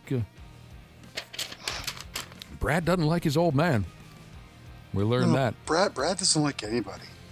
Well, he doesn't like anyone associated with the Timberwolves. We know that. He's made that clear. No, he said he went to a playoff game and he was rooting for the Wolves. Uh-huh. Remember that? That was one of my favorite moments on this program recently. Remember what he said to us? I was the one at the game last night wearing Wolf stuff. Were you there? He snapped at us. No, I wasn't there. So you're more of a fan than I am. Yeah, I love that move. But then he did say Get he him got back on free the telephone. tickets. What did he say? Then he said he got free tickets. So there's an asterisk next to Get that son of a bitch back on the phone. Oh, man. All right, you guys, we've had some fun. We've been laughing back and forth, this and that. You want a real belly laugh? At least I hope it should produce a belly laugh. LeBron James, okay? God, when will he leave us alone? I don't think it'll happen until he turns 50. Anyway, LeBron's been named one of the 100 most influential people in sports by Time magazine. That's great. Yeah, deserves it. He's certainly that. He's certainly an influential character. In an interview with Time Magazine named him one of the most influential, and then they interviewed him. LeBron said in that interview that his son, Bronny, has, quote, earned his right to be an NBA player. Come on, man. Oh, my damn. I realize you've lived in this weird, famous bubble since you were 18 years old, but you can't be that delusional. I don't care who you are. That's funny right there. He said that. He did. As a grown man. Grown man. Bronny has earned his right to be an NBA player. I mean, you got to be out of your mind to believe that. Totally out of your mind. Lynx 100, Wingy 76. It wasn't much of a game. This was supposed to be this big matchup of the top two teams in the... It's a blowout. Lynx 100, Josh. Wingy. Josh like Wingy. I love Wingy, yeah. Wingy scored Olivia Miles, 24 points. Wow, she's amazing. 24, 7 rebounds, 6 assists, 4 turnovers, 1 steal, and a block. She was a plus 18 on the floor. She's and they're doing all this without Collier. Mm-hmm. She still hasn't played yet. Very, very impressive. This team has really been the best in the WNBA so far. I'm going to get a look at this. I got to get a look at this ball club. I haven't found the time yet to see the Lynx play, but sounds like they got a hell of a club cooking here in town. Twins got spanked by the Tigers. The friggin' Tigers. Yeah. Some effing dude named Dylan Dingler. Oh, come on. That guy had a rough childhood. He's having a great season for the Tigers at catcher. Dylan Dingler. That sucks. No wonder he became an MLB player because he just had to focus on playing baseball just to survive the insults. He had something to prove. Yeah. He hit 2 dongs. Among his 4 hits, drove in 4 runs. I think he scored 3 runs, so the final turned out to be 10-4. Yeah. Good buddy, right, Josh? That's right. The two teams. Another rough outing for Taj Bradley. Yeah, I think we're all beyond worried now about Taj Bradley. Yep. The two teams combined for 8 rods in the ball game. Josh Bell hit his 200th career hog for the Twins. After missing the last couple of ball games with an injury, Byron Buxton opened the game with his team-high 19th yard sale, and that was on the first pitch of the game. Brooks Lee, Cody Clemens, they both hit a solo shot on consecutive pitches in the 5th inning. At that time, the Twins took a 4-3 lead, but then it went the other way. The Twins have now lost 5 of their last 6. Royce Lewis goes 2 for 4, though, and that's another good sign. And he came awful close to hitting a grand slam. It was 8-4 Twins, I think, 8th inning, and he had a bases-loaded situation. He smoked 8-4 Tigers. I'm sorry, yes, it was 8-4 Tigers. Lewis stepped up base. He came awful close. So game 2 tonight for the Tigers and Twins, Framber Valdez. The Twins have not. Struggling. He's been struggling, though. He's not been having a good year. So. Well, we could talk about whether the Twins starter is struggling or not, but we don't even know who it is. Okay. They on their named website, it's who's TBD. that's who's to bid. He's pretty good. To be determined. Oh, to be Paul Skeens. I love this story. Me too. I love this story. One of Randy's. Me too. I watched all those videos last night and looked at all the pictures. I really, honestly, that is such a cool deal. One of Randy's, how should I say this? He's an object of your affection. I admire him like yes. I do Tariq Skubal. Tariq Skubal, Paul Skeens. Oh, and the kid from Milwaukee. You want to get in his pants, too. Yeah, Mizorowski. Man. Top pitcher. He's too fast for me. Oh, yeah. Too tall, too. I don't know what the hell you guys would. Well, Skeens is 6'7". So. Is he really? Yeah. Top pitcher for the Pittsburgh Pirates, Paul Skeens. Here's the story. He's driving down the highway the other day, somewheres in the middle of Pennsylvania, probably wondering what's happened to his life.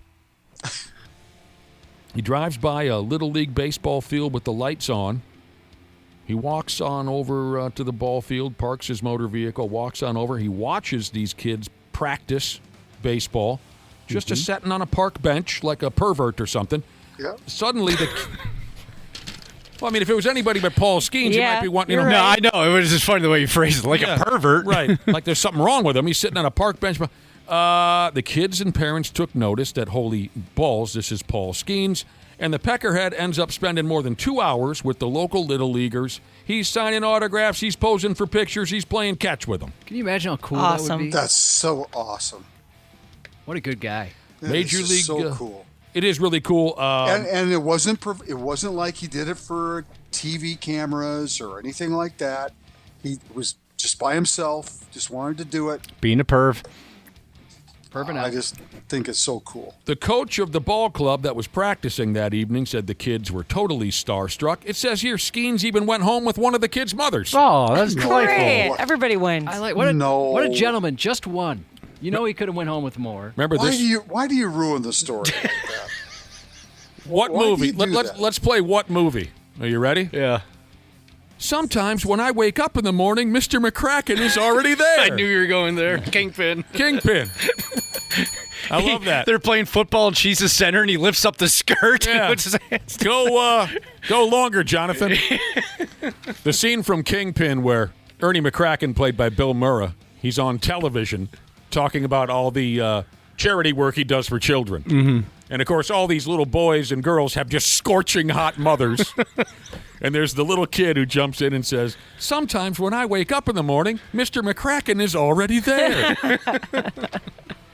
Randy Shaver, I'm just trying to, be funny, loose. I'm trying to keep it going. I know Paul Skeens isn't a pervert. He had a great time with the kids. It was all a beautiful thing, Randy. Randy? Yes. It was a beautiful, cool wonderful story. I got a similar story. when I was a fifth grader, sixth grader, our youth football team, we all got together to kind of F off. Oh, I remember what it was all about. One of our teammates was celebrating his birthday. Josh, are you following this so far? So far, so good. So the whole football team, we all get together to just play touch football for one of our teammates' birthdays. And the dad of the birthday boy set us up with a surprise. Out of nowheres, here comes an NFL quarterback walking across the field to come and play catch with us. And that quarterback's name was? Joe Cap. No, I wish that was the answer. That quarterback's name was? Paul Crew. Oh, dude, if it was Paul Crew from the Mean Machine, would have changed my life. It would have altered my life at such a rate, Josh, where I wouldn't be here today. Things would be better for you? That quarterback's name was? Steve Dills. It was Steve Dills. Are you serious? Yes. I just made that up. It was not Steve Dills. It was Steve Dills, you bastard. Oh, my God. And we all said this. We all said, oh, my God, it's... Yeah, you don't know his The guy. Oh, my God, I can't believe it's... Football guy. He didn't really look like a quarterback either. No, he didn't. He had a receding hairline when he was 13 years old. No, I knew who he was by sight. I did instantly. But, of course, we were all hoping it was going to be Tommy Kramer. Yeah. Steve Dills at the time was the backup quarterback for the Vikings, backing up Tommy. I think at the time, though, Kramer was injured and Dills was starting some ball games. And I'm not trying to take anything away from the guy. It was a very nice thing. The birthday boy's dad happened to know Steve, I think, from college or something. Stanford? They knew each other from Stanford? Yes. Wow. It was very cool. But, yeah, did we wish it was Tommy Kramer? Yeah. I'll tell you another story similar. My sixth grade teacher knew a few Minnesota Vikings. And one day, one of them walked into our sixth grade class. And our teacher said, can anybody tell me who this is? And embarrassingly, no one else in the class knew who he was, except for me. And I stood up and I said, you're Fred McNeil. Oh, he was a great guy. And it was Fred McNeil came into our sixth grade class, and he was so wonderful. And I was very proud of the fact that I was the only one in class that knew it was Freddie McNeil. Wonderful man. Lawyer. Did he turn out to be a lawyer? Yeah. Is he dead? Oh, yeah. Oh, no. He passed a long time ago. Oh, did he? Maybe I knew that, and I just... Yeah. Is Steve Dills doing okay? I don't know about him. Oh, no. May have to check. Steve threw us a couple of wounded duck spirals there at that kid's birthday party. And I said, you're starting against the Bengals this weekend? What the hell's going on over there? Oh, man. What's going on with, who was the head coach at the time? Well, I think Bud, that might have been Bud's final year. Oh, 1980. Well, Bud had two final years. Yeah. The real final. Oh, Christ. 83 or 85. Christ. Actually, now that it was Les Steckel. Oh, so it was 84? Yes. Yeah, it was Les Steckel. Yeah. Oh, man. Back to Major League Baseball real quick. It's Joe Nuxall Day in Major League Baseball, and I celebrate it every year. Joe Nuxall Day. 82 years ago today, 1944. Joe Nuxall, the youngest pitcher in the history of baseball, made his debut.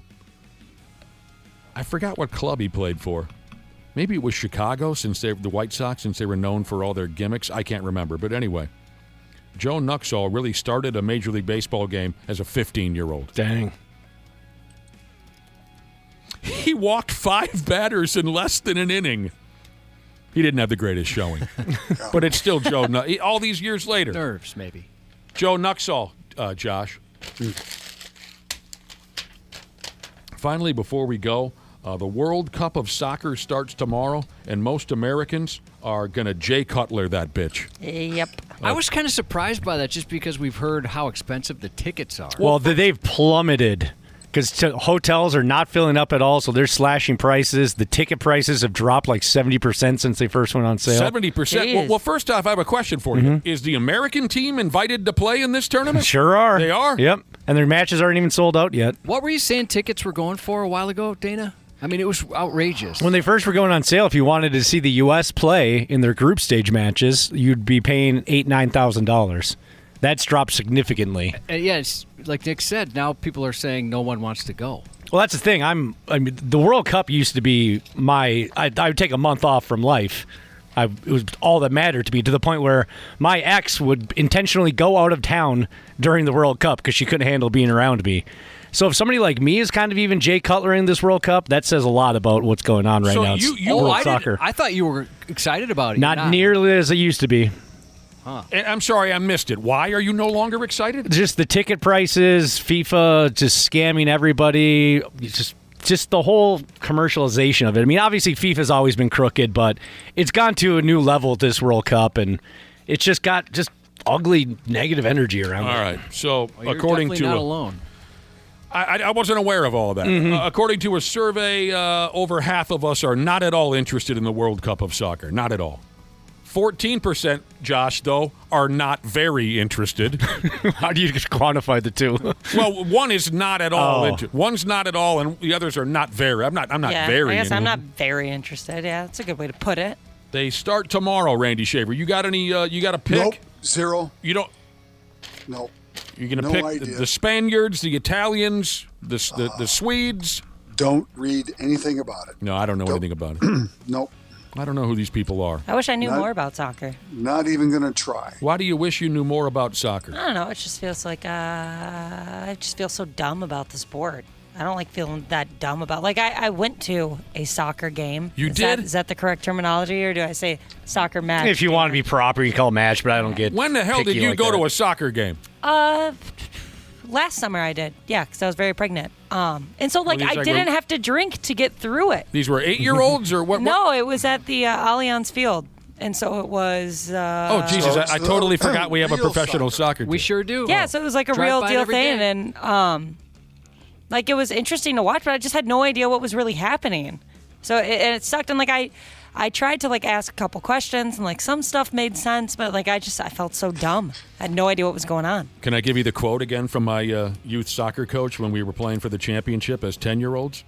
And I'm going to do my imitation of his delivery as well. If you win, I'd buy all of you boys Penthouse magazines. If you lose, I cut your sausages off. Direct quote from my soccer. That's awesome. How did that not make you love soccer? It didn't make me love soccer. It made me love him. He's one of my favorite, and he's still alive. He's one of my best friend's dads. He's still alive, and he was absolutely one of my heroes as a child for so many different reasons. But that's the line he dumped on us. Left-handed specialist Jesus knew a guy that paid $1,700 a ticket to see Argentina play in Kansas City. Yep. $1,700 a ticket. It's their last chance to see Messi with Argentina, so I get it. Oh, that's why? Mm-hmm. I'll tell you. All right. Well, wow. We've got our World Cup update coming tomorrow. Who's giving that, Dana? I can handle that. Yeah, you should be in charge of that. Because it's not going to be us. Here's a listener. We got to get going. Here's a listener who texted in and said this. Oh, I had it and I lost it, but I think I remember. He said, Rufus Bess was my substitute teacher in junior high school. Yep. Former Viking. Yep. Now, I hate to break this guy's balls, but the guy texted in and said, if you don't remember, he was a running back for the Vikings years ago. No, he was not. He was not. What was he, Randy? He was a D-back. That's right. He was a defensive back. Yep. What jersey number did he wear?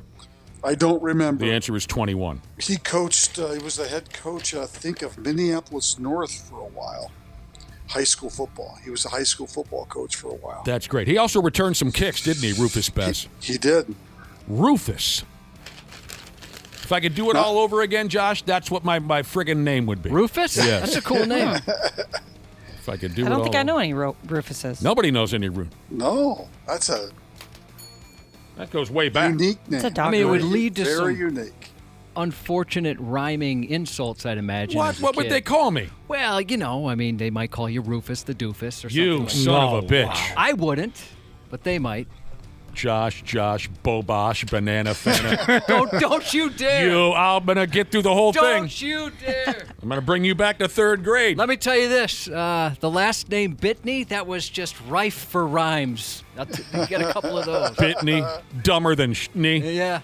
Got That kind of a thing. those. You got something going on today, Randy Shaver? Anything you'd like to leave us with this morning?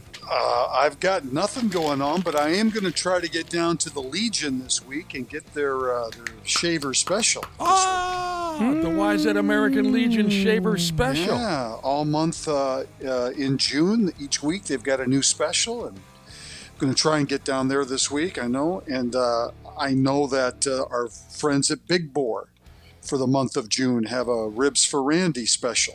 There you go. I love Big Bore. Yeah. Oh, I love Big Bore. What are they I doing? love the Legion though too. They do such a good job. What are they serving at the Legion, Nick? Do you know what the shaver special is? It's like gosh, I had it in front of me. I have the answer. Looking. I know it was egg salad last week. No, it was chicken salad. Chicken salad. And it's sold smooth out. Yeah. This time around, the Shaver Special. Is it like a Caribbean something? It's like a tropical chicken dish. What's your name again, Josh? Delicious. I got it. You're very right. random. Tropical chicken bowl. Oh, Sounds delightful. That sounds up my alley. Grilled pineapple, avocado, corn, tomato, cilantro, rice, tequila, lime sauce. That sounds very healthy. Yeah. Yeah, buddy. That sounds really That's good, the actually. healthiest Wow. damn thing that's ever been served at that. Yeah, I didn't know that you guys served that kind of stuff. Randy, if you go in there and you're all by yourself, just remember you're never truly alone. Just ask to speak to Hairdo, Dirtball, or Squirrel, and you'll have someone to drink with. We got to get going. We'll talk to you tomorrow, Randy. See ya. 93X Half-Assed Morning Show. Well, hello to our favorite listeners. That's the podcast listeners I'm talking about. It's Dana here, and I'm a Smart Club member of Standard Heating and Air Conditioning, and it's a good thing I am, because my air conditioning unit is older than I am. I had a tune-up recently, and the tech said the thing belongs in a museum. But that's just how good Standard is. They can take a unit from the 70s and keep her humming summer after summer. Right now, you can save $35 on an AC tune-up, or double your savings to $70 off when you add your furnace. Don't wait. Get ahead of things. Procrastination can be fun, but the feeling of checking something off your list is much better. Schedule by June 15th at standardheating.com and get her done. Standard Heating and Air Conditioning, providing the comfort you deserve since 1930. Years of hard work, and now you've got pain in your back, your shoulders, your knees, maybe your joints. You need help. Randy Shaver here with the answer. Dave Bialke. He's got over 30 years experience in getting workers' compensation benefits for people just like you. Don't suffer. Call Bialke Law today, 763-571-2410, or go to bialkelaw.com. That's BIALKE law.com. And it spells relief for you. Hey there, I'm Paula Pan. How do I save money? Most people give you the cliche answer, stop buying avocado toast. But they're missing the point. Saving tactics usually focus on discretionary spending. If you want to actually move the needle, you have to look at your fixed costs, your rent, your mortgage, your car payment. To change these, you might have to move or sell your car, and that's why people don't do it. If you want small wins, focus on the avocado toast. But if you want meaningful change, focus on the fixed costs. Afford anything. Follow and listen on your favorite platform. Half-Assed Morning Show, 93X. Welcome back to the show. Welcome back to every damn last one of you. We're some lucky pricks here on the 93X Half-Assed Morning Show. Sometimes all we have to do is what I tried to say, is ask our listeners something or another. Ask them to text in about something, and business picks up something fierce. This is a topic we covered earlier. Oh, there was a little 3-year-old kid. He went rummaging around his folks' house. 3-year-old kid. His folks had $1,800 stashed summers in the house for dope. And the little kid found all that cash, and being a stupid kid, he takes the scissors, cuts it all up to shreds. $1,800 turned to confetti in a matter of minutes. So I asked our wonderful listeners, what's the most expensive damage one of your children has ever done to your home or personal property? Did your kid burn down a couch? Did your kid F up your car, wreck your fishing boat? I asked folks to text us at our Luther Bloomington Kia text line, 651-989-9393. And what I've come to learn, Cubby, is our listeners have raised some destructive little bastards. There's some very funny yet very expensive stories coming in. And with time, it'll be great family stories. With what again? Time. Time. Yeah, you can laugh about it decades later. Once you finally pay it off. Let me blow through some of this. Again, the question is, if you want to get in at this point, if you want to jump in, what's the most expensive damage one of your children has ever done to your home or personal property? There are so many. I'll go as quickly as I can. Wrecked my ATV. $6,000 total damage. He says, those things weren't meant to fly. Two folks in our listening audience had a kid burn the house smooth down. Oh, man. There was more than that. A lot of people, there's probably 10 or more that they themselves or their kid burned the house down. Oh, my God. Did you see the one about a coin flip? No. There was somebody's kid decided, I'll flip a coin. If it lands on, let's say, heads, I'm burning the house down. Tails, they won't. And apparently it landed on heads. House got burned down after that. You know how it is if a coin flip determines it. It's like something the Joker would do. I mean, that's psychotic, right? Yes, 100%. That's psychotic. Okay, I wasn't aware there were that many people whose homes were completely destroyed. Here's one burnt the cabin straight down to the ground, and another burned our house down. This listener says, our kid burned the house down to the screws because he threw a joint in the trash.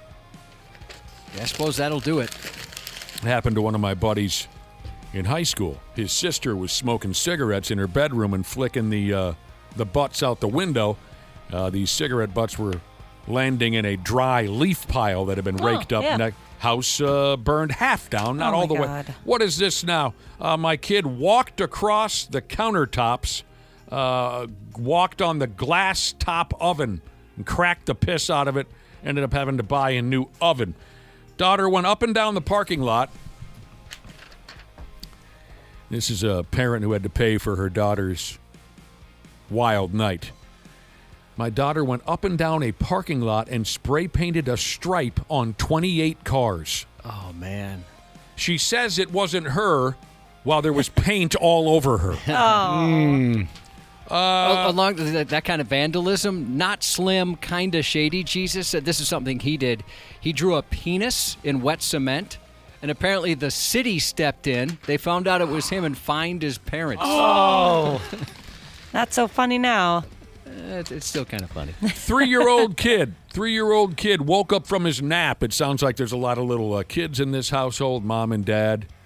They need their naps, too. So it sounds like everyone in the friggin' house was asleep. It was nap time. The 3-year-old kid wakes up and, according to our listener, shoved everything we own into the toilet and flushed. All kids love to do that. Yep, they like putting stuff in things. Flooded the apartment. We're on the second floor. Thousands of dollars in damage. Another listener says, my kid decided that the windows of our home and our shed would make a great target for his BB gun.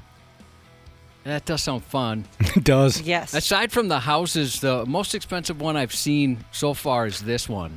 Ornamental ironworker Jesus said his daughter mistakenly hit the gas pedal instead of the brake while in the driveway, crashed through the double garage door, ripped that off the hinges, slammed into 2 trucks parked in the garage, pushed one of them through the back wall into their basement, which ripped the hot water heater apart. This is way too much. Flooded the basement.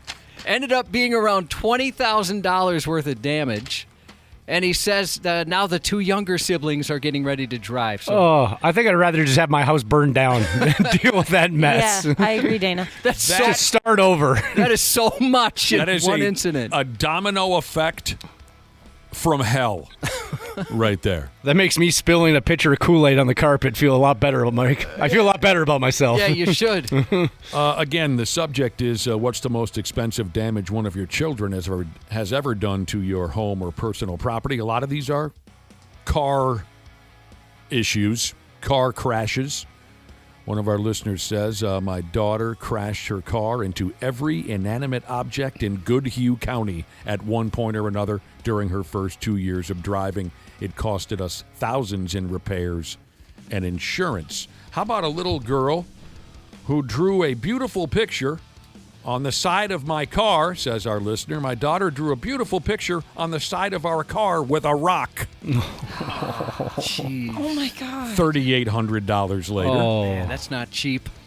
I like the way this one's phrased. The son of a bitch went down by the road through gravel and ongoing cars. There was a mob of people coming up my driveway.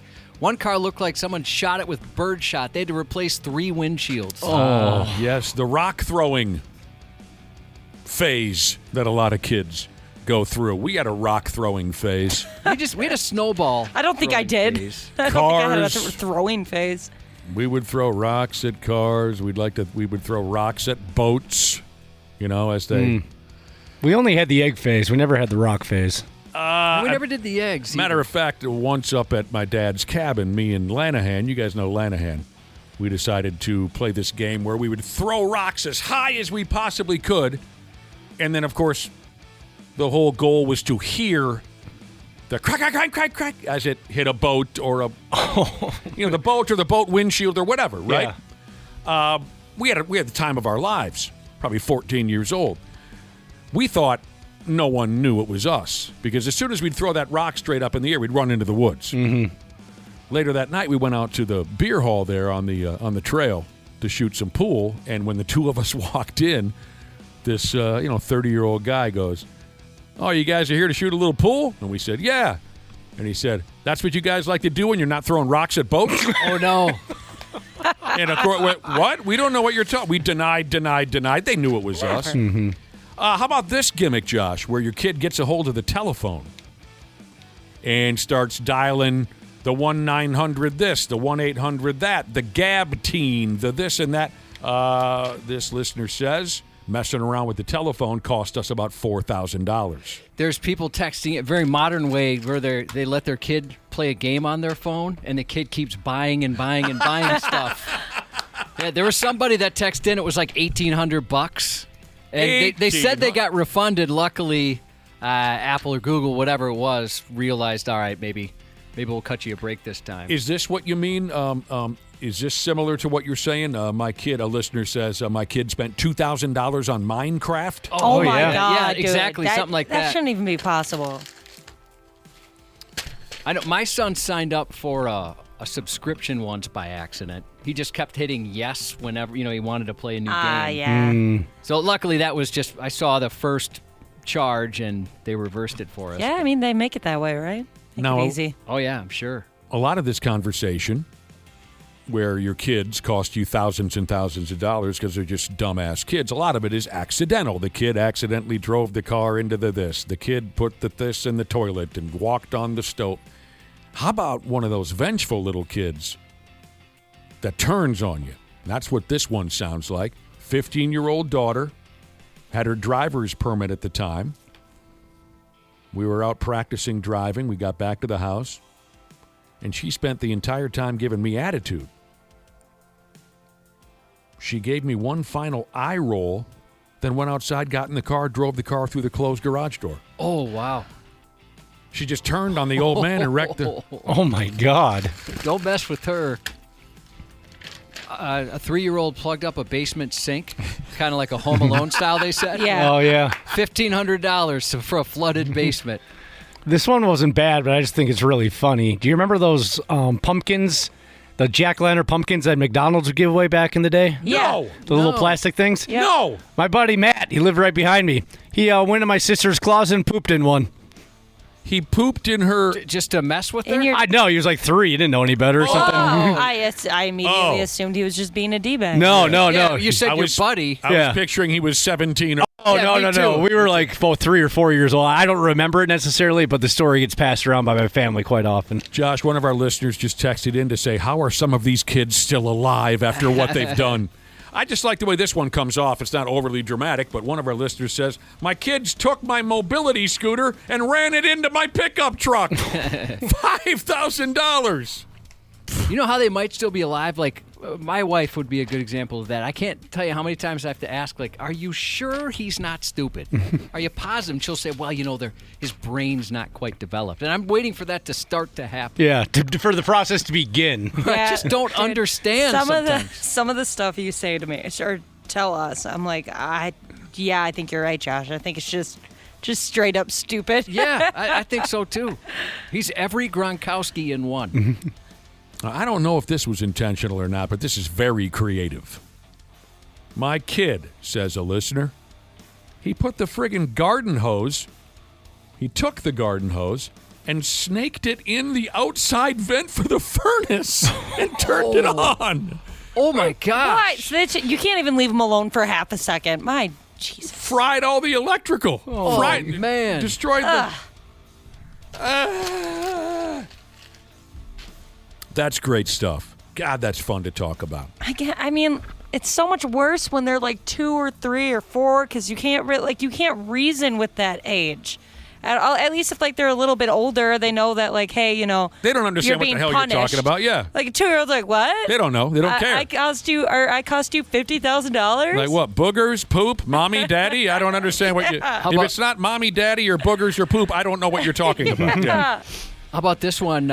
This person's nephew worked for him on construction sites, and they were doing a demo job. This person's Tahoe was covered in concrete dust.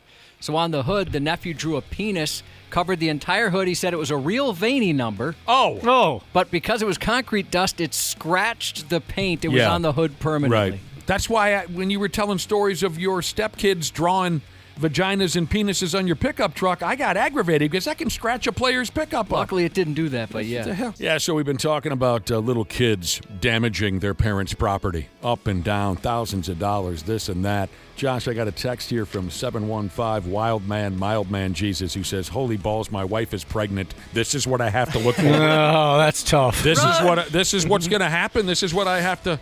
The first year's pretty cool. Seems like it is so far. Just find a foster family, just in case. It is kind of fun, like watching them slowly churn into little assholes. Like watching the progression of like, oh, now you're testing your limits. Okay. All right, here are some more text messages. And they'll see what they can get away with. Here are some more messages from our wonderful listening audience. This is just such valuable stuff right here. The kids brought the sprinkler into the effing basement. I could see myself doing that when I was a kid.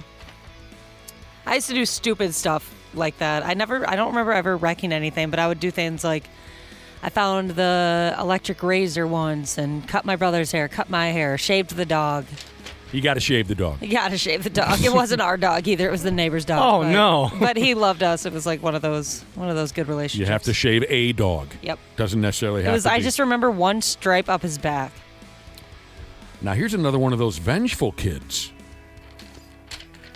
I had a couple of pals growing up who hated their dads, and their dads in turn hated them as well. I saw some things, experienced some things.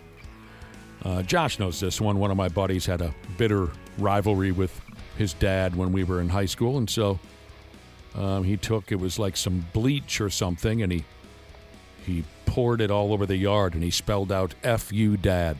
Wow. Did the dad ever figure out who did it? Good question. Here's one of these vengeful kids. And he admits it. He says, "My dad pissed me off, so I called a long-distance number, left it off the hook all night." Oh, jeez. Wound up costing him $1,500. The old man yelled at me, so I called a pay-by-the-minute phone sex line, left that sumbitch off the hook, and racked up $500 more. Stop that. You know what would be expensive to raise would be, I would do it again, Jesus. He said his twin brother and him, here's the list. He sent a whole list of damage to his parents' homes. Broken double glass patio doors, screen door ran through, walls with body dents and holes, garage doors off the tracks, numerous windows broken, and they sunk their deck footing 6 inches to the ground, which pulled the deck away from the house. They had a large party when they weren't home. Oh, my God. Cars damaged several times. The deck came right off the house. Yeah, eventually, I guess, because it sunk so much. and hardwood floor damage from melting plastic on it. You're terrible. Terrible. They just like to party. I hope you gave them some money. They like to party. He ain't got any money. Bizarre one here. Imagine dealing with this as a parent. When nobody was home, the kid goes under his parents' bed with a cigarette lighter and starts burning all of like the hanging stringy things hanging down from the box spring. Man. Just to watch them burn. Again, sounds fun, but it does. Not the Rams QB. Jesus said some friends and him decided it'd be fun to shoot paintball guns in the parents' finished basement. And then they tried to use a slingshot to get the metal ball through the sheetrock.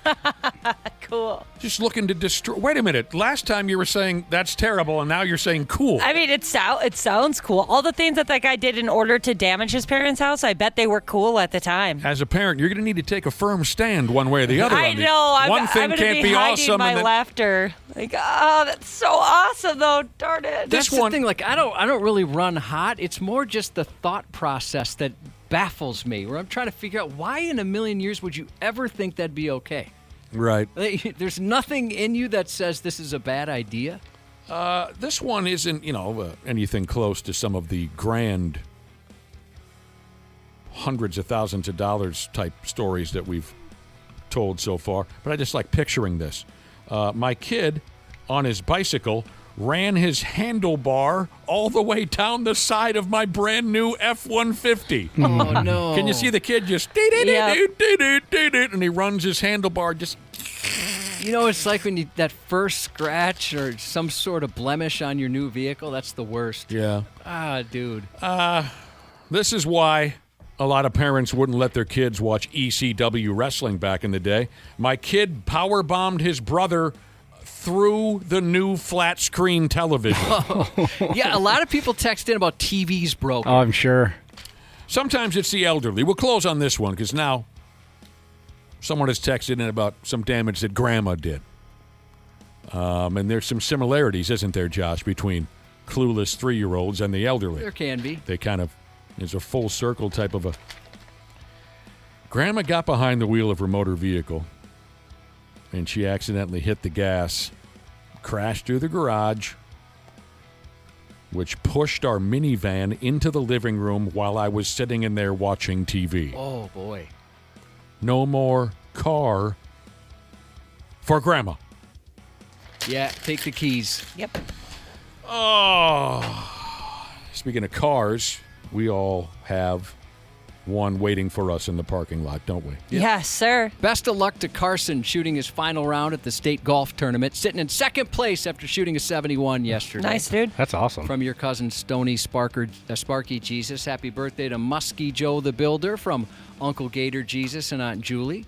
Happy 24th to Trent from Dad Mustang Jesus. And we do want to send some heartfelt condolences to the Friends family and fellow troopers of a state trooper being laid to rest today. Asian Cop Jesus texted in a shout-out to all his law enforcement brothers and sisters. So, of course, our thoughts are with all who knew and served alongside him. And I know, Ashley, you have a shout-out as well. Yeah, happy birthday to B-Rad G from Malibu.